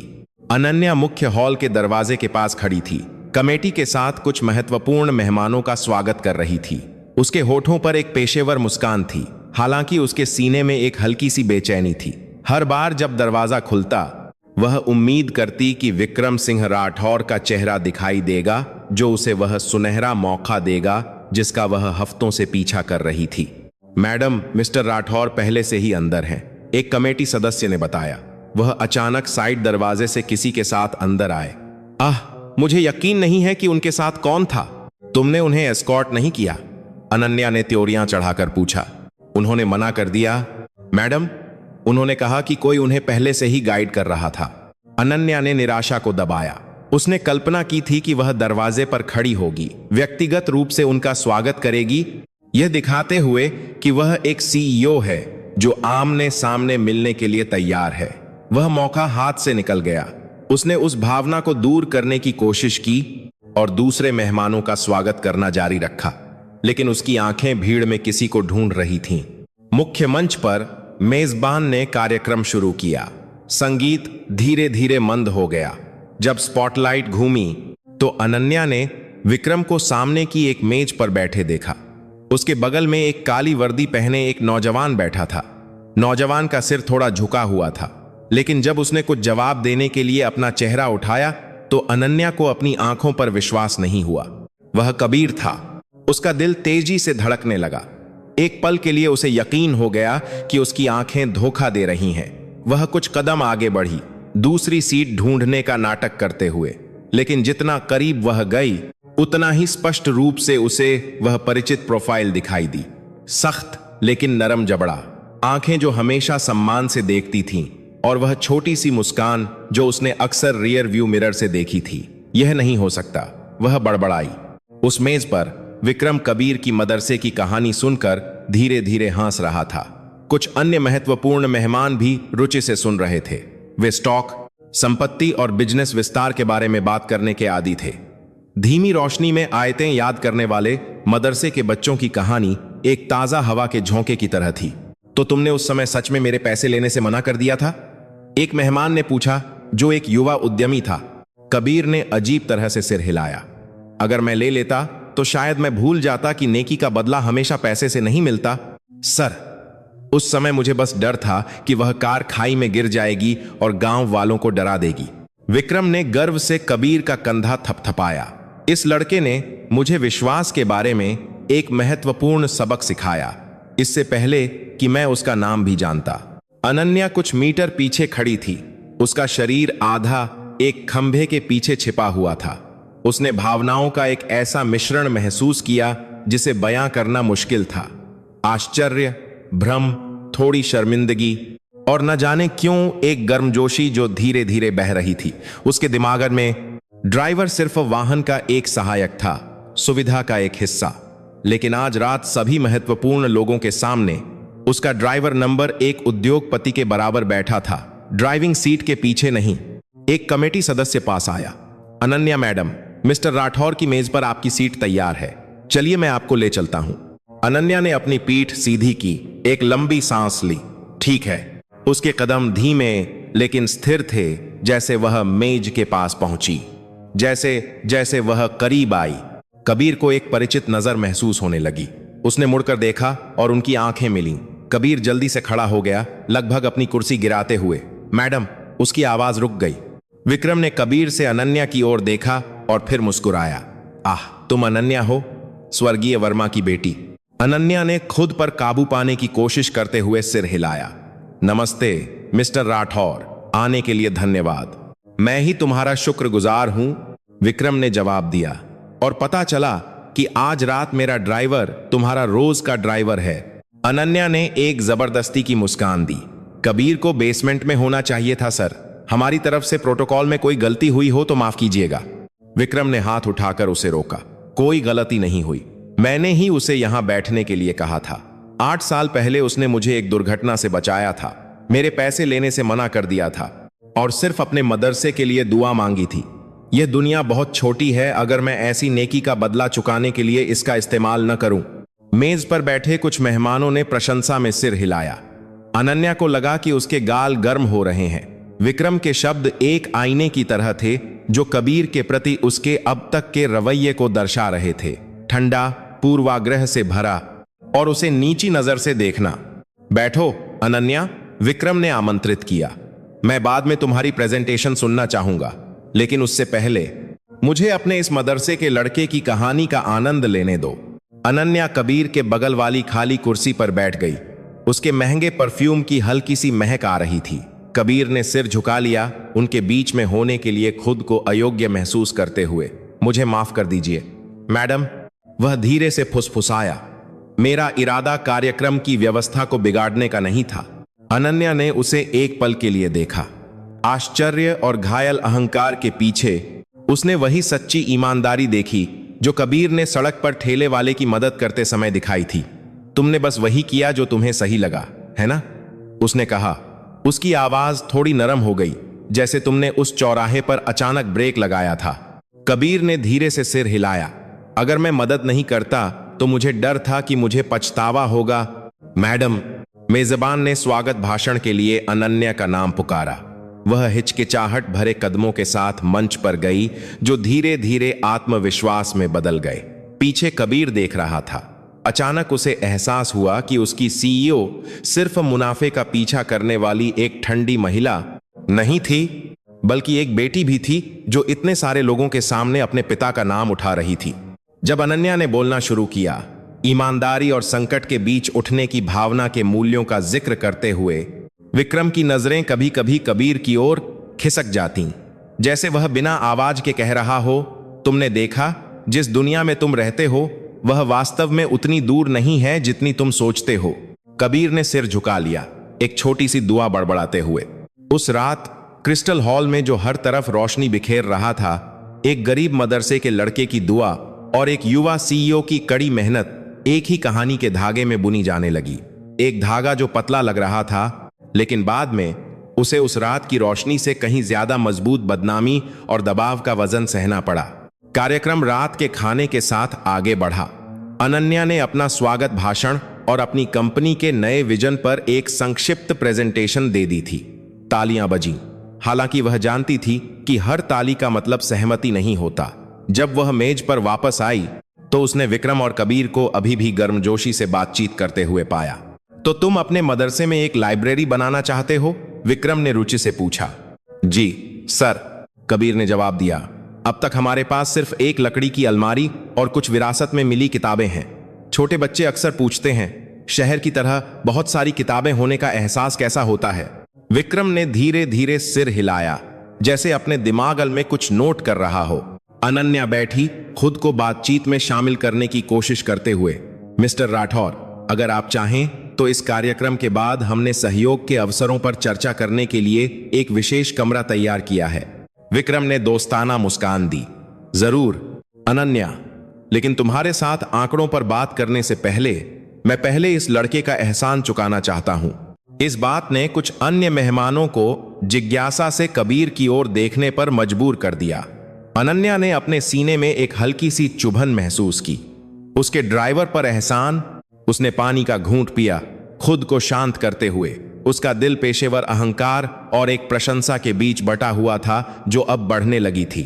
उसे वे रातें याद आईं जब कबीर शांत रहा था, जब उसने उसे डांटा था, या जब वह युवक हमेशा वुजू करने जाने से पहले कार का दरवाजा ठीक से बंद करना सुनिश्चित करता था। सर, अनन्या ने हिम्मत जुटाई, अगर मैं सच कहूं तो मुझे खुद अभी पता चला कि कबीर ने आपकी मदद की थी। उसने कभी नहीं बताया। सच्चे लोग अपनी नेकियों के बारे में कम ही बताते हैं। विक्रम ने शांति से जवाब दिया। यह हम पर है जिनकी मदद की गई है कि हम याद रखें। इस वाक्य ने अनन्या को बिना किसी बहस के पूरी तरह से हरा दिया। उसने कबीर को तिरछी नजर से देखा, महसूस करते हुए कि उसे अपने ड्राइवर से कुछ सीखने की जरूरत है। इस बीच हॉल के एक कोने में एक पेशेवर फोटोग्राफर पलों को कैद करने में व्यस्त था। उसने कई बार विक्रम और कबीर की एक साथ हंसते हुए तस्वीरें खींची। ज्यादा दूर नहीं, एक लाइफस्टाइल रिपोर्टर देख रहा था। उनके बीच की निकटता के पीछे एक दिलचस्प कहानी सूंघ रहा था। वह नौजवान कौन है? उसने कमेटी से फुसफुसाया। पता नहीं, कमेटी ने जवाब दिया। कहते हैं कि वह आमंत्रित कंपनियों में से एक का ड्राइवर है। रात सुचारू रूप से चली, लेकिन संगीत और टकराते गिलासों के पीछे कहानियों के बीज उगने लगे। कल वे तस्वीरें सनसनीखेज शीर्षकों के साथ सोशल मीडिया पर फैल जाएंगी। मुख्य कार्यक्रम के बाद विक्रम अपनी कुर्सी से उठा। अनन्या, क्या तुम इसके बाद 1 घंटा निकाल सकती हो? तुम्हारी कंपनी और कबीर के मदरसे के बारे में कुछ जरूरी बातें हैं जिन पर मैं चर्चा करना चाहता हूं, उसने कहा। अनन्या ने सिर हिलाया। उसका दिल धड़क रहा था। जरूर सर, तुम भी साथ चलो कबीर, विक्रम ने जोड़ा। कबीर चौंक गया। मैं? सर, मुझे बेसमेंट में वापस जाना है, मैडम का इंतजार करना है। विक्रम धीरे से हंसा। तुम अपनी जिंदगी में काफी समय बेसमेंट में इंतजार कर चुके हो बेटा। आज रात तुम ऊपर की मंजिल पर चलोगे। अनन्या ने एक हल्की मुस्कान को रोका। वे शब्द उसके लिए एक सूक्ष्म ताने की तरह थे जो कभी कभी कबीर को सिर्फ जीवन के वेटिंग रूम में रखती थी। वे तीनों वीआईपी रूम की ओर चले। कई जोड़ी आंखें उनके पीछे पीछे गईं। कुछ फुसफुसाए। वाह, वह ड्राइवर कितना खुशकिस्मत है, एक महिला मेहमान ने कहा। खुशकिस्मत या खतरनाक? खुशकिस्मत, उसके साथी ने जवाब दिया। इस तरह की निकटता बहुत सारी अटकलों को जन्म दे सकती है। वीआईपी रूम के अंदर माहौल ज्यादा शांत था। बस एक छोटी सी मेज, 3 कुर्सियां और एक चौड़ी खिड़की से रात के शहर का नजारा था। विक्रम बैठ गया और अनन्या और कबीर को बैठने के लिए आमंत्रित किया। अनन्या, विक्रम ने शुरू किया, तुम्हारी कंपनी एक मुश्किल दौर से गुजर रही है। यह कोई राज नहीं है, लेकिन मैंने तुम में कुछ ऐसा देखा है जो मुझे एक मौका देना चाहता है। अनन्या ने सिर हिलाया। निवेश की शर्तों, ब्याज और रिटर्न के लक्ष्यों को सुनने के लिए तैयार। लेकिन विक्रम ने जारी रखा, मेरी मुख्य शर्त आंकड़े नहीं है। मेरी मुख्य शर्त यह है कि तुम अपने आसपास के छोटे लोगों के साथ कैसा व्यवहार करती हो। अनन्या का गला सूख गया। उसने कबीर की ओर एक नजर डाली। मैंने बहुत समय से बड़ी कंपनियों को निचले स्तर के कर्मचारियों की पीठ पर सफल होते देखा है जिन्हें कभी कोई सम्मान नहीं मिलता, विक्रम ने कहा। मैं अपना पैसा ऐसी जगह पर नहीं लगाना चाहता। इसलिए आज रात सहयोग पर बात करने से पहले मैं एक बात सुनना चाहता हूं। तुम कबीर का मूल्यांकन कैसे करती हो? यह सवाल उस छोटे से कमरे में एक बिजली की तरह आया। अनन्या ने उम्मीद नहीं की थी कि विक्रम उसे इस कोण से घेरेगा। उसने घूंट निगला, तेजी से सोचते हुए। कबीर ने सिर झुका लिया, बातचीत का विषय बनकर असहज महसूस करते हुए। कबीर मेहनती है, अनन्या ने धीरे धीरे जवाब दिया। वह अभी भी शहर की रफ्तार को समझने की कोशिश कर रहा है, लेकिन मैंने देखा है कि उसकी नीयत अच्छी है। वह सड़क पर लोगों की बहुत ज्यादा मदद करता है, कभी कभी मेरे शेड्यूल को थोड़ा बाधित कर देता है। विक्रम ने एक भौं उठाई। तुम्हें इसलिए परेशानी होती है क्योंकि तुम्हारा ड्राइवर लोगों की मदद करता है। अनन्या हकला गई। मेरा मतलब है, बिजनेस की दुनिया में देरी का मतलब मौका खोना हो सकता है सर। मुझे अपनी प्रतिष्ठा और समय का ध्यान रखना पड़ता है। विक्रम ने अपनी पीठ टिकाई और बाहर रात को देखने लगा। मेरे करियर की शुरुआत में मैं भी ऐसा ही सोचता था, उसने धीरे से कहा। जब तक एक दिन मेरी जान लगभग चली ही गई थी क्योंकि मेरा ड्राइवर समय का पीछा करने में बहुत व्यस्त था और ब्रेक चेक करना भूल गया था। वह कार लगभग खाई में गिरने वाली थी। कोई नहीं रुका सिवाय एक पुरानी साइकिल वाले किशोर के। उसने कबीर की ओर देखा। उसकी आंखें नम थीं। उस दिन से मुझे एहसास हुआ, कभी कभी अल्लाह हमें उन लोगों के जरिए बचाता है जिन्हें हम छोटा समझते हैं। इसलिए अब जब मैं किसी कंपनी को एक बड़ी रकम सौंपना चाहता हूं तो मैं पहले खुद से पूछता हूं, क्या वह कंपनी उन छोटे लोगों का सम्मान कर सकती है जो शायद एक दिन उसे बचाएं? अनन्या चुप हो गई। उसका दिल जैसे अंदर से एक तेज रोशनी से रोशन हो गया हो। धीरे धीरे उसे कबीर का चेहरा याद आया जब उसे चौराहे पर डांटा गया था और कैसे उस युवक ने शहर के हॉर्न के बीच भी उसके लिए दुआ की थी। तो फिर सर, उसकी आवाज नरम हो गई, मुझे अभी भी सीखना है। विक्रम मुस्कुराया। सीखना इस बात का संकेत है कि तुमने अभी तक अपने दिल से हार नहीं मानी है। उस रात की बातचीत बिना किसी निश्चित आंकड़े के समाप्त हुई, लेकिन इस वादे के साथ कि विक्रम एक शर्त के साथ सहयोग पर गंभीरता से विचार करेगा। कंपनी को मदरसे के छात्रों और छोटे समुदायों की शिक्षा में मदद करने के लिए एक वास्तविक कार्यक्रम चलाने के लिए प्रतिबद्ध होना होगा। और कबीर, उसने अलग होने से पहले जोड़ा, मैं चाहता हूं कि जब समय आए तो तुम उस कार्यक्रम में शामिल हो। कबीर ने सिर हिलाया। उसकी आंखें नम थीं।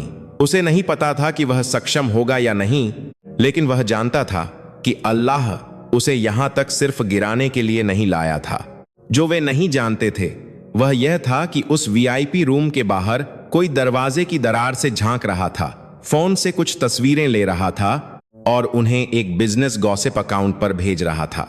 तस्वीरें जो एक खूबसूरत सीईओ के ड्राइवर और नंबर 1 उद्योगपति को एक मेज पर दोस्ताना तरीके से बैठे हुए दिखा रही थीं। एक एक्ट्रेस की पारे से बदनामी की उस आग को भड़काने के लिए तैयार थीं, जो उस रात होटल से उनके निकलने से भी ज्यादा तेजी से फैलने वाली थी। अगली सुबह कबीर पिछली रात की मुलाकात से गर्मजोशी भरे दिल के साथ ऑफिस आया। उसने सोचा कि शायद यह कंपनी और उसके मदरसे के लिए अच्छे बदलाव की शुरुआत है, लेकिन जैसे ही उसने बेसमेंट में कदम रखा, एक अलग ही माहौल ने उसे घेर लिया। कुछ ड्राइवर जो आमतौर पर मजाक करते थे, अब सिर्फ तिरछी नजर से देखकर धीरे धीरे फुसफुसा रहे थे। कोई फोन की ओर इशारा कर रहा था, कोई टेढ़ी हंसी हंस रहा था। राकेश एक परेशान चेहरे के साथ उसके पास आया। तुमने आज सुबह की खबरें देखी? राकेश ने पूछा। कबीर ने भ्रम में सिर हिलाया। राकेश ने अपना फोन आगे बढ़ाया। स्क्रीन पर उसकी, विक्रम और अनन्या की गाला की मेज पर बैठे हुए तस्वीर थी। ऊपर बड़ा शीर्षक आंखों में चुभ रहा था, खूबसूरत सीईओ और नंबर 1 उद्योगपति के बीच की निकटता के पीछे का रहस्यमयी ड्राइवर। कबीर ने तेजी से लेख पढ़ा। वहां के वाक्य हालात को तोड़ मरोड़ रहे थे, जैसे वह कोई रहस्यमयी व्यक्ति हो, शायद किसी अवैध सौदे का बिचौलिया या चुपके से रखा गया कोई पसंदीदा व्यक्ति। कमेंट सेक्शन में लोग उन शब्दों के साथ अनुमान लगा रहे थे जो सभी मीठे नहीं थे। कबीर का गला सूख गया। यह सच नहीं है साहब। मैं जानता हूं, राकेश ने सांस ली, लेकिन दुनिया हमेशा इस बात की परवाह नहीं करती कि सच क्या है। वे सिर्फ इस बात की परवाह करते हैं कि क्या दिलचस्प है। इससे पहले कि कबीर जवाब दे पाता, उसका फोन वाइब्रेट हुआ। अनन्या की निजी सचिव का मैसेज था। कबीर, तुरंत ऊपर की मंजिल पर आओ, अनन्या मैडम बुला रही हैं। कबीर ने अपनी वर्दी ठीक की, अपने धड़कते दिल को रोकते हुए। लिफ्ट बहुत तेज और फिर बहुत धीमी चलती हुई महसूस हुई। जब दरवाजा खुला तो उसका स्वागत एक गलियारे में कुछ कर्मचारियों की जिज्ञासु नजरों से हुआ, जिन्होंने भी खबरें देख ली थीं। सीईओ के ऑफिस में अनन्या दरवाजे की ओर पीठ करके खिड़की को देख रही थी। उसकी मेज पर अखबार और टैबलेट बिखरे पड़े थे। फाइनेंस डायरेक्टर और कुछ अन्य वरिष्ठ अधिकारी तनावपूर्ण चेहरों के साथ बैठे थे। अंदर आ जाओ, अनन्या की आवाज बिना मुड़े सपाट थी। कबीर धीरे धीरे चला और मेज के सामने खड़ा हो गया। तुम जानते हो आज सुबह क्या हुआ? अनन्या ने पूछा। कबीर ने सिर झुका लिया। मैंने अभी अभी देखा मैडम, वह खबर सच के मुताबिक नहीं है। फाइनेंस डायरेक्टर ने तीखी आवाज में बीच में टोका। सच के मुताबिक हो या नहीं, इससे फर्क नहीं पड़ता। जो स्पष्ट है वह यह है कि इसका नतीजा कंपनी की प्रतिष्ठा के लिए बुरा है। जनता सोच सकती है कि एक ड्राइवर, सीईओ और एक उद्योगपति के बीच कोई अस्वस्थ रिश्ता है। कबीर ने घूंट निगला, उस वाक्य से विचलित न होने के लिए खुद को रोकते हुए।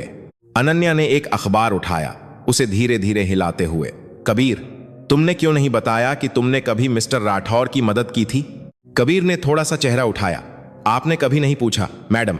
मुझे नहीं लगा कि यह कोई बड़ी बात है। मैंने बस किसी जरूरतमंद की मदद की थी, जबकि मीडिया इसे एक बड़ी बात बना रहा है। अनन्या बड़बड़ाई। फाइनेंस डायरेक्टर कुर्सी पर पीछे झुक गया, हाथ बांधकर।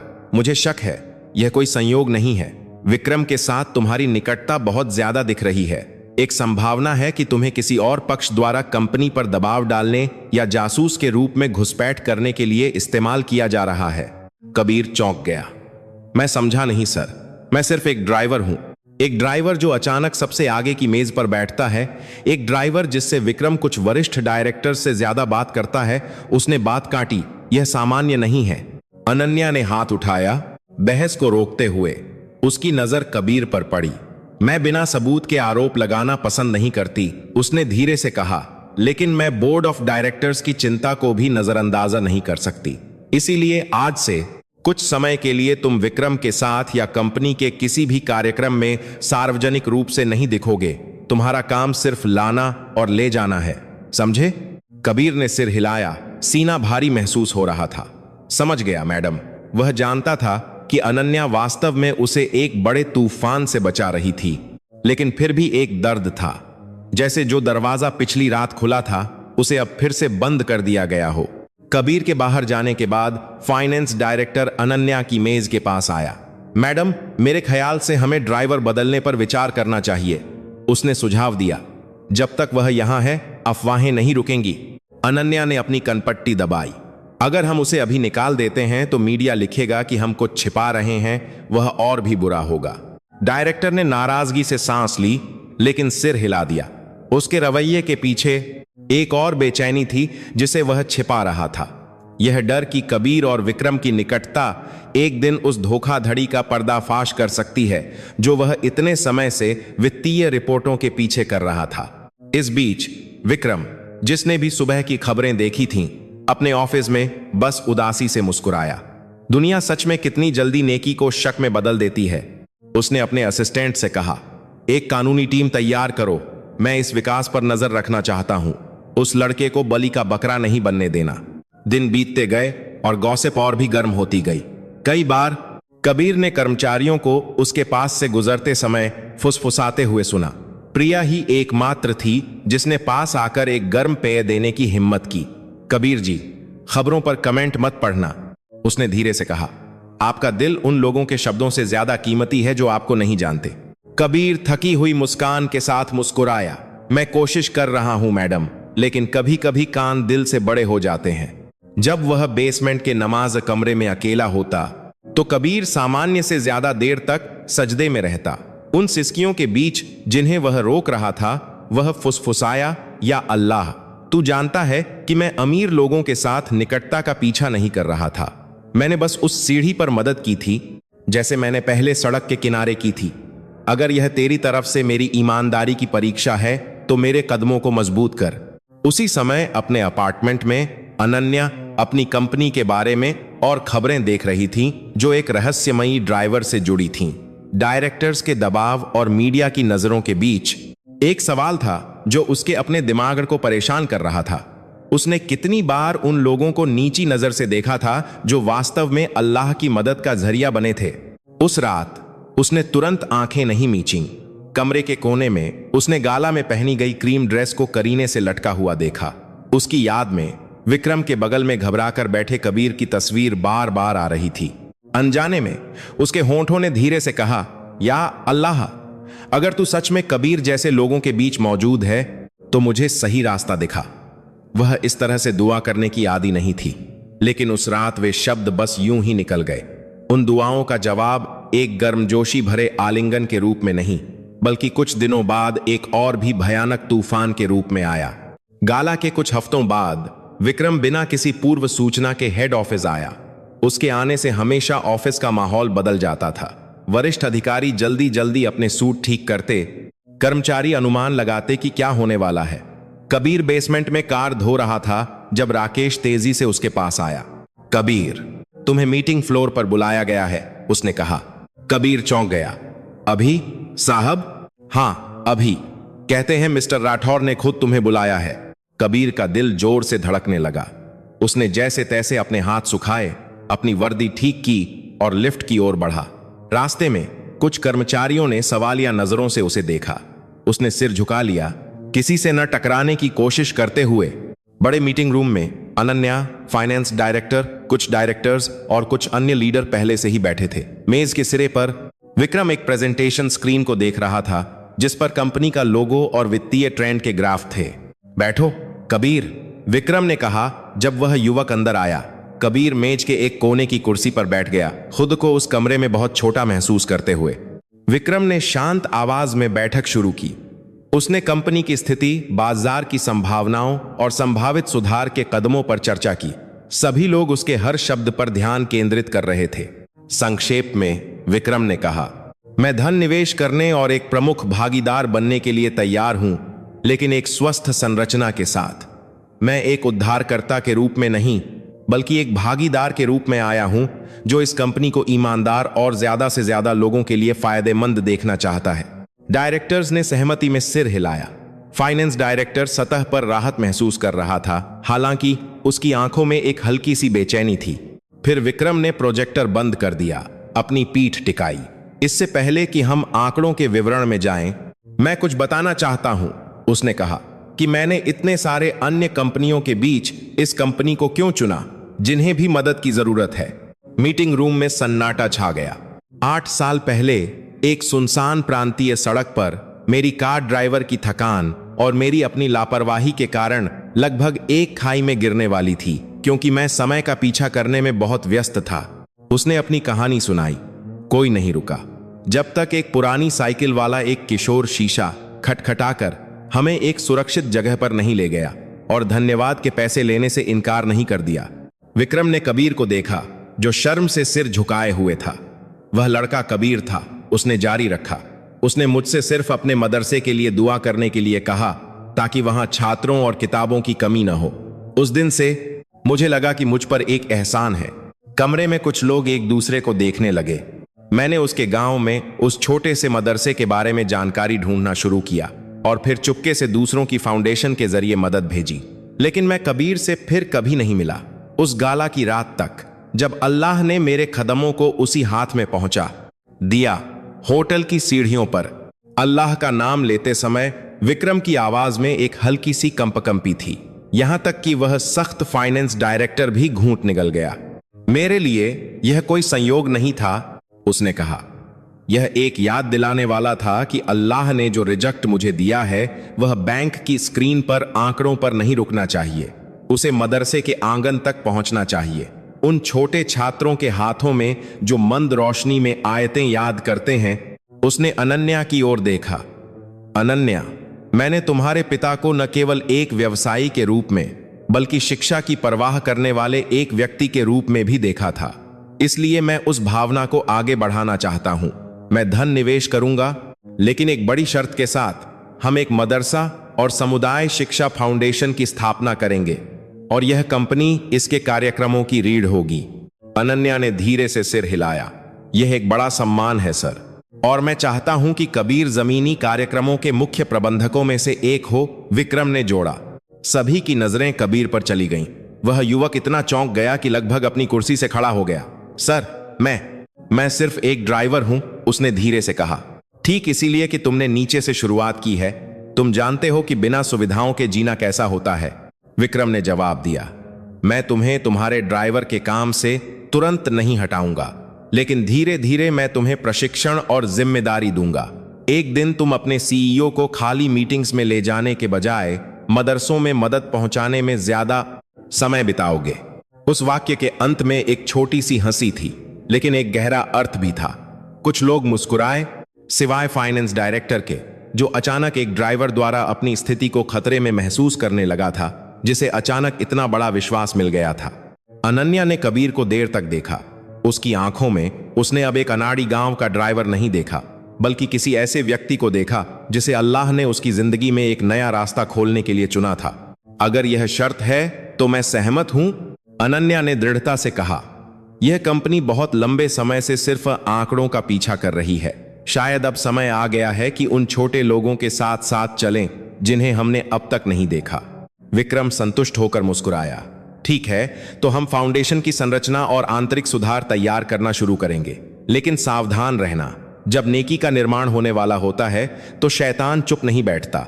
यह वाक्य एक पूर्वाभास की तरह लगा, क्योंकि उस योजना की आंतरिक घोषणा के कुछ दिनों बाद एक वित्तीय दस्तावेज लीक ने मीडिया में कंपनी के नाम पर धब्बा लगा दिया और सभी निशान इस तरह से निर्देशित किए गए जैसे वे एक ड्राइवर कबीर नाम के लैपटॉप से आए हों। यह खबर एक शांत सुबह में एक बम की तरह फटी। एक बिजनेस न्यूज पोर्टल ने लिखा, अनन्या मल्होत्रा ग्रुप का वित्तीय डेटा उद्योगपति के करीबी ड्राइवर के अकाउंट से लीक हुआ। इसके अंदर एक ईमेल का स्क्रीनशॉट था जो स्पष्ट रूप से कबीर के नाम पर एक आंतरिक पते से एक प्रतिस्पर्धी कंपनी को भेजा गया लगता था। जिसमें संवेदनशील वित्तीय रिपोर्ट संलग्न थी। बेसमेंट में कबीर कांपते हाथों से फोन की स्क्रीन को देख रहा था। मैंने यह ईमेल कभी नहीं भेजा। उसकी आवाज लगभग नहीं निकल रही थी। राकेश ने उसे चिंता से देखा। लेकिन तुम्हारा नाम और प्रोफाइल फोटो वहां है। इससे पहले कि वे कुछ समझ पाते, 2 सुरक्षा गार्ड उनके पास आए। कबीर जी, उनमें से एक ने विनम्रता लेकिन सख्ती से कहा, मैनेजमेंट ने आपको स्पष्टीकरण के लिए बुलाया है, कृपया हमारे साथ चलें। एक ने कहा ज्यादातर कहा किसी चलें। एक आपातकालीन मीटिंग रूम में माहौल भयावह था। अनन्या मेज के सिरे पर बैठी थी, उसका चेहरा पीला था। फाइनेंस डायरेक्टर प्रिंटआउट का एक ढेर पकड़े खड़ा था। यह सबूत है मैडम, उसने कहा। यह ईमेल कबीर के अकाउंट से ऑफिस नेटवर्क का उपयोग करके भेजा गया था। इसका समय मिस्टर राठौर द्वारा सहयोग में रुचि व्यक्त करने के कुछ दिनों बाद का है। साफ है कि कोई मकसद था।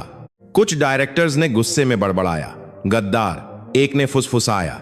कबीर कमरे के बीच में खड़ा था, बिना वकील के एक अभियुक्त की तरह महसूस कर रहा था। उसने एक एक करके देखने की कोशिश की, विश्वास की एक किरण ढूंढते हुए। मैडम, सर, मैं कसम खाता हूं, मैंने कभी भी कंपनी का ईमेल नहीं खोला। मुझे यह भी नहीं पता कि इस डेटा तक कैसे पहुंचा जाए, उसने कांपती आवाज में कहा। फाइनेंस डायरेक्टर ने नाक सिकोड़ी। तुम्हारा अकाउंट आंतरिक ड्राइवर ऐप के उपयोगकर्ता के रूप में पंजीकृत है। वहां से कोई अंदर घुसकर ईमेल भेज सकता है। क्या तुम कहना चाहते हो कि किसी भूत ने इसका इस्तेमाल किया? कबीर ने अपने होंठ काटे, आंसू रोकते हुए। शायद किसी ने मेरी जानकारी के बिना इसका इस्तेमाल किया सर। बस, एक डायरेक्टर ने बात काटी। कंपनी अपनी प्रतिष्ठा को दांव पर नहीं लगा सकती। हमें इसकी रिपोर्ट अधिकारियों को करनी होगी। अनन्या चुप थी। उसके दिल में एक तूफान चल रहा था। एक तरफ सभी सबूत कबीर की ओर इशारा कर रहे थे, दूसरी तरफ उसे वे रातें याद थीं जब उस ड्राइवर ने बिना किसी स्वार्थ के उसके लिए दुआ की थी। अनन्या मैडम, फाइनेंस डायरेक्टर ने जोर दिया, अगर हम सख्त कार्रवाई नहीं करते हैं तो मिस्टर राठौर पीछे हट सकते हैं। मीडिया हम पर अपराधी को बचाने का आरोप लगाएगा। कमरे का दरवाजा खुला। विक्रम अंदर आया। उसका चेहरा गंभीर था। सभी लोग सम्मान में खड़े हो गए। मैंने सुना है कोई बड़ी समस्या है, उसने संक्षेप में कहा। फाइनेंस डायरेक्टर ने तेजी से अपने संस्करण की कहानी समझाई। उसने ईमेल एक्सेस लॉग दिखाए और निष्कर्ष निकाला कि अपराधी निश्चित रूप से कबीर था, या तो पैसे के लालच में या किसी और पक्ष के दबाव में। इन दूसरा सभी कहा रखा। विक्रम ने अंत तक सुना और फिर कबीर को देखा। तुम जानते हो बेटा, लोगों को गद्दारी पर विश्वास दिलाने वाली एकमात्र चीज यह है कि उन्होंने तुम्हारी जिंदगी पर पहले कभी ध्यान ही नहीं दिया, उसने शांति से कहा। तो इन कागजों पर विश्वास करने से पहले मैं पहले जानना चाहता हूं कि तुमने पिछले कुछ हफ्तों में कंपनी के वित्तीय डेटा के साथ वास्तव में क्या किया। कबीर चौंक कर आंखें झपकाने लगा। मुझे बस गोदाम के आने जाने के शेड्यूल की जांच में एक गार्ड की मदद करने के लिए कहा गया था सर। मैंने कभी भी वित्तीय डेटा को नहीं छुआ। विक्रम ने सिर हिलाया। तो फिर कुछ अवसरों पर तुम मुझसे काम के घंटों के बाहर क्यों मिले? सभी लोग आश्चर्य से मुड़ गए। अनन्या ने सांस रोक ली। सर, आपने ही मुझसे कहा था कि मैं आपको वह साधारण रिपोर्ट दिखाऊं जो मुझे आर्काइव गोदाम में मिली थी, कबीर ने जवाब दिया। कुछ आंकड़ों के बारे में जो आधिकारिक रिपोर्ट से मेल नहीं खाते थे। आपने कहा था जब तक मैं जांच न कर लूं तब तक किसी को मत बताना। फाइनेंस डायरेक्टर की आंखें सिकुड़ गईं। यह एक जवाबी आरोप है सर। यह लड़का। विक्रम ने हाथ उठाकर उसे रोक दिया। उसने अपने असिस्टेंट द्वारा लाए गए एक फोल्डर से कुछ कागज निकाले।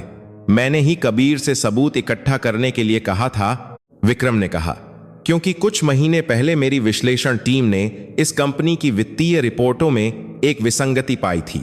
एक शेल कंपनी के खाते में धन जा रहा था और फिर दूसरे रूप में वापस आ रहा था, लेकिन वह निशान हमेशा एक जगह पर रुक जाता था। उसने वह कागज मेज पर रख दिया। उस पर स्पष्ट रूप से एक छोटी विदेशी कंपनी का नाम छपा था जो फाइनेंस डायरेक्टर के निजी खाते से जुड़ी हुई थी। अब तक मैं चुप था, उसने जारी रखा।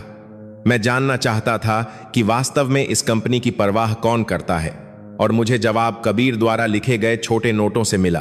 तारीखों और राशियों की एक सूची जो उसने गोदाम में मदद करते समय देखी थी।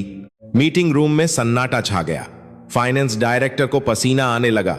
वह ईमेल जो कथित तौर पर कबीर के अकाउंट से भेजा गया था, विक्रम ने धीरे से कहा, मेरी तकनीकी टीम द्वारा पहले ही जांच लिया गया है। उन्होंने पाया कि उस अकाउंट को एक अन्य डिवाइस से एक ऐसी तकनीक से नियंत्रित किया गया था जिसे एक साधारण गैजेट का उपयोग करने वाला ड्राइवर नहीं समझ सकता। सभी तकनीकी निशान इस कमरे के एक कंप्यूटर के एक्सेस की ओर इशारा करते हैं। उसने सीधे फाइनेंस डायरेक्टर की आंखों में देखा।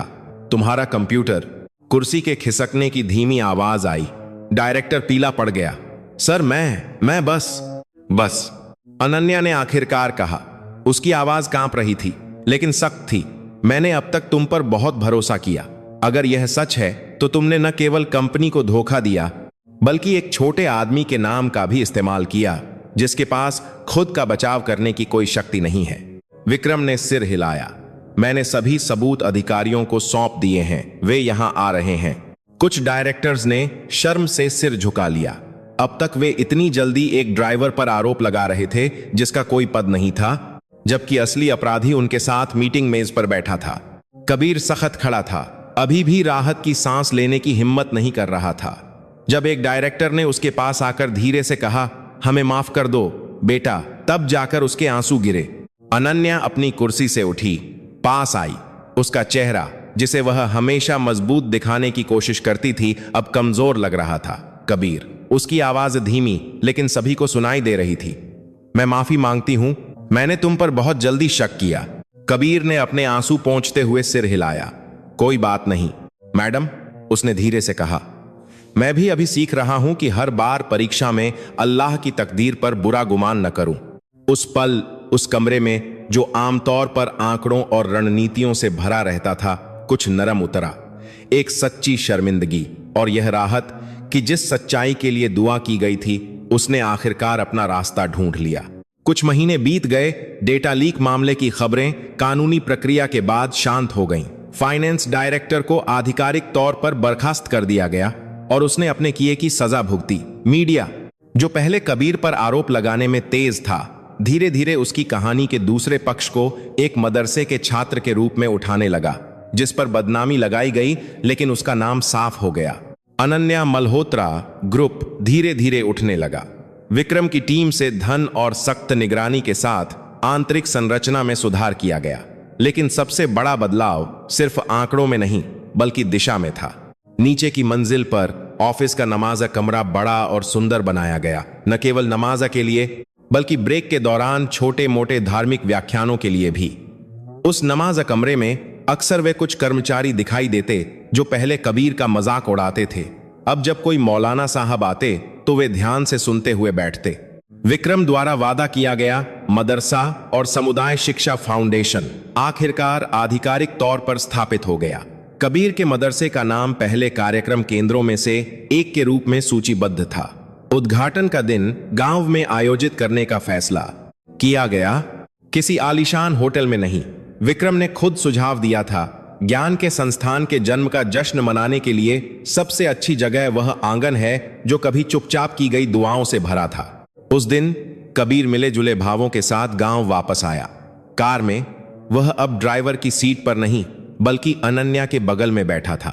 ड्राइवर की सीट पर राकेश था, जो अपने नए दोस्त की बदली हुई किस्मत को देखकर चौड़ी मुस्कान के साथ मुस्कुरा रहा था।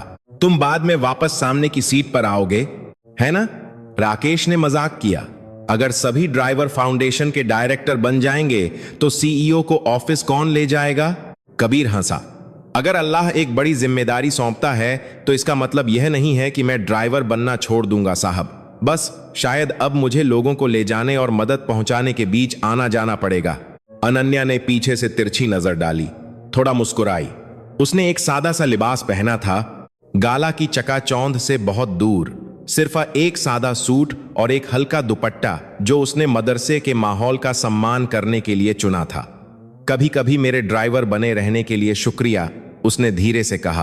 कबीर ने मुड़कर देखा, भ्रमित। मैडम अब पहले की तरह ठंडी नहीं रही। आपको इतना धन्यवाद देने की जरूरत नहीं है मैडम। पहले मैं सोचती थी कि पीछे की सीट पर बैठने वाला हमेशा सामने वाले से ऊंचा होता है, अनन्या ने जवाब दिया। अब मुझे पता चला है कि कभी कभी सामने बैठने वाला ही हमें रास्ते पर बनाए रखता है। गांव का सफर सामान्य से छोटा लगा। जैसे ही कार पेड़ों से भरी गांव की सड़क पर दाखिल हुई, कबीर ने खिड़की का शीशा नीचे किया और उस हवा को सांस में लिया जो उसे मदरसे के दिनों की याद दिलाती थी। मदरसे के गेट पर छोटे बच्चे स्वागत है लिखे कपड़े के बैनर के साथ इंतजार कर रहे थे। उनके बगल में उसकी मां नम आंखों से खड़ी थी। कबीर उतरा और दौड़कर उनके पास गया। उसने अपनी मां के हाथ चूमे और फिर कसकर गले लग गया। मेरा बेटा घर आ गया, न केवल पैसे लेकर बल्कि यह खबर लेकर कि अल्लाह सच में उसकी हिफाजत करता है जो अपनी नीयत को पाक रखता है। उसकी मां ने फुसफुसाया। विक्रम दूसरी कार से निकला, धीरे धीरे आंगन की ओर बढ़ा। बच्चे दौड़कर उसके हाथ चूमने लगे। उनकी आंखें चमक रही थीं। अनन्या पीछे पीछे आई, हर कोने में महसूस होने वाली सादगी से प्रभावित। मैदान के बीच में एक नई इमारत खड़ी थी। बहुत बड़ी नहीं लेकिन मजबूत। उसकी दीवारें रोशनी के लिए खिड़कियों से भरी थीं। लकड़ी की अलमारियां किताबों से भरे जाने का इंतजार कर रही थीं।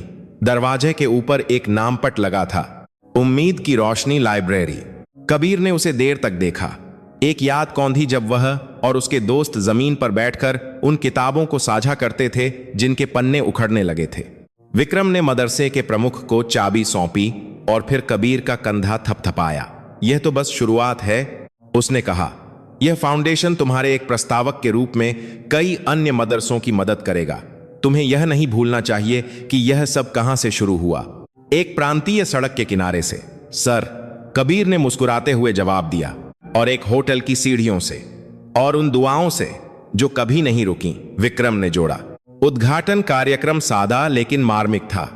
कोई क्रिस्टल झाड़, फानूस नहीं थे, बस एक छोटा सा तंबू और घास पर चटाई थी। कुछ छात्रों ने आयतें पढ़ी, उनकी आवाजें साफ थीं। अनन्या गांव की उन महिलाओं के बीच बैठी थी जो घर की बनी मिठाइयां लाई थीं। बहुत समय बाद पहली बार उसने वास्तव में शांति महसूस की। कार्यक्रम के बाद अनन्या आंगन में घूमी, छात्रों के कमरे, कुआं और सादे से किचन को देखते हुए। कबीर उसके साथ था, कभी कभी समझाते हुए। पहले मैं उस कमरे में सोता था, उसने एक छोटे से कमरे की ओर इशारा करते हुए कहा। जब जोर की बारिश होती थी तो 3 जगहों से पानी टपकता था। अनन्या धीरे से हंसी। अब तो नहीं टपकता होगा। अल्हम्दुलिल्लाह। कबीर अपनी पुरानी आदत से लगभग फिसल ही गया था, फिर जल्दी से अल्लाह का शुक्र अदा करते हुए उसे ठीक किया। वे आंगन के किनारे एक बड़े पेड़ के नीचे रुक गए। वहां से छोटे बच्चों को गेंद के पीछे भागते और खुलकर हंसते हुए साफ देखा जा सकता था। शुक्रिया कबीर, अनन्या ने अचानक कहा। अगर तुम नहीं होते तो शायद मैं अभी भी यह सोचने में व्यस्त होती कि रिपोर्ट के ग्राफ को कैसे ऊपर उठाया जाए, बिना यह सोचे कि ऐसी जगहों पर दुआओं को और शांत कैसे बनाया जाए। कबीर ने सिर हिलाया। मैं तो बस एक ड्राइवर हूं जो संयोग से मैडम की जिंदगी के रास्ते से गुजरा। सब कुछ व्यवस्थित करने वाला अल्लाह है। शाम की ठंडी हवा धीरे धीरे चली, पत्तों को हिलाते हुए। दूर असर की अज़ान की आवाज गूंजी। छात्र वुजू करने के लिए दौड़ पड़े। अनन्या ने आसमान को देखा, फिर कबीर को देखा जो अपनी टोपी ठीक कर रहा था। क्या मैं? वह एक पल के लिए झिझकी। क्या मैं उस छोटे से नमाज कमरे में नमाज पढ़ सकती हूं? कबीर मुस्कुराया, उसकी आंखें नम थीं। कोई मनाही नहीं है मैडम, उसने नरमी से जवाब दिया। यहां हर कोई अल्लाह का बंदा है जो सीख रहा है। वे कंधे से कंधा मिलाकर नमाज कमरे की ओर बढ़े। पीछे कबीर की मां कृतज्ञता से भरे दिल से देख रही थी। उस आंगन में जो पहले केवल मुर्गों और रात के कीड़ों की आवाज जानता था, अब एक उद्योगपति की हंसी, एक सीईओ के कदम और एक मदरसे के छात्र की दुआएं एक ही छत के नीचे एक हो रही थीं। रात हुई। गांव का आसमान तारों से भरा था। ईशा की नमाज के बाद कबीर बरामदे में बैठा उस आंगन को देख रहा था जो कभी उसकी आयतें दोहराने की जगह हुआ करती थीं। अनन्या ज्यादा दूर नहीं बैठी, मां की बनाई गर्म चाय पी रही थी। क्रिस्टल हॉल से मदरसे के आंगन तक अनन्या धीरे से बड़बड़ाई। एक ऐसा सफर जिसके बारे में कभी नहीं सोचा था। कबीर मुस्कुराया। अल्लाह के पास हमें हमेशा शुरुआती जगह पर वापस लाने का एक तरीका होता है। रास्ते के पड़ावों से सबक लेकर मदरसे के आसपास छोटी छोटी लाइटें धीरे धीरे जल रही थीं। झींगुरों की आवाज के बीच छोटे छात्रों की धीमी आवाज में आयतें दोहराने की आवाज सुनाई दे रही थी। शहर की दुनिया अपनी सारी गहमा गहमी के साथ दूर लग रही थी, लेकिन अब डरावनी नहीं थी।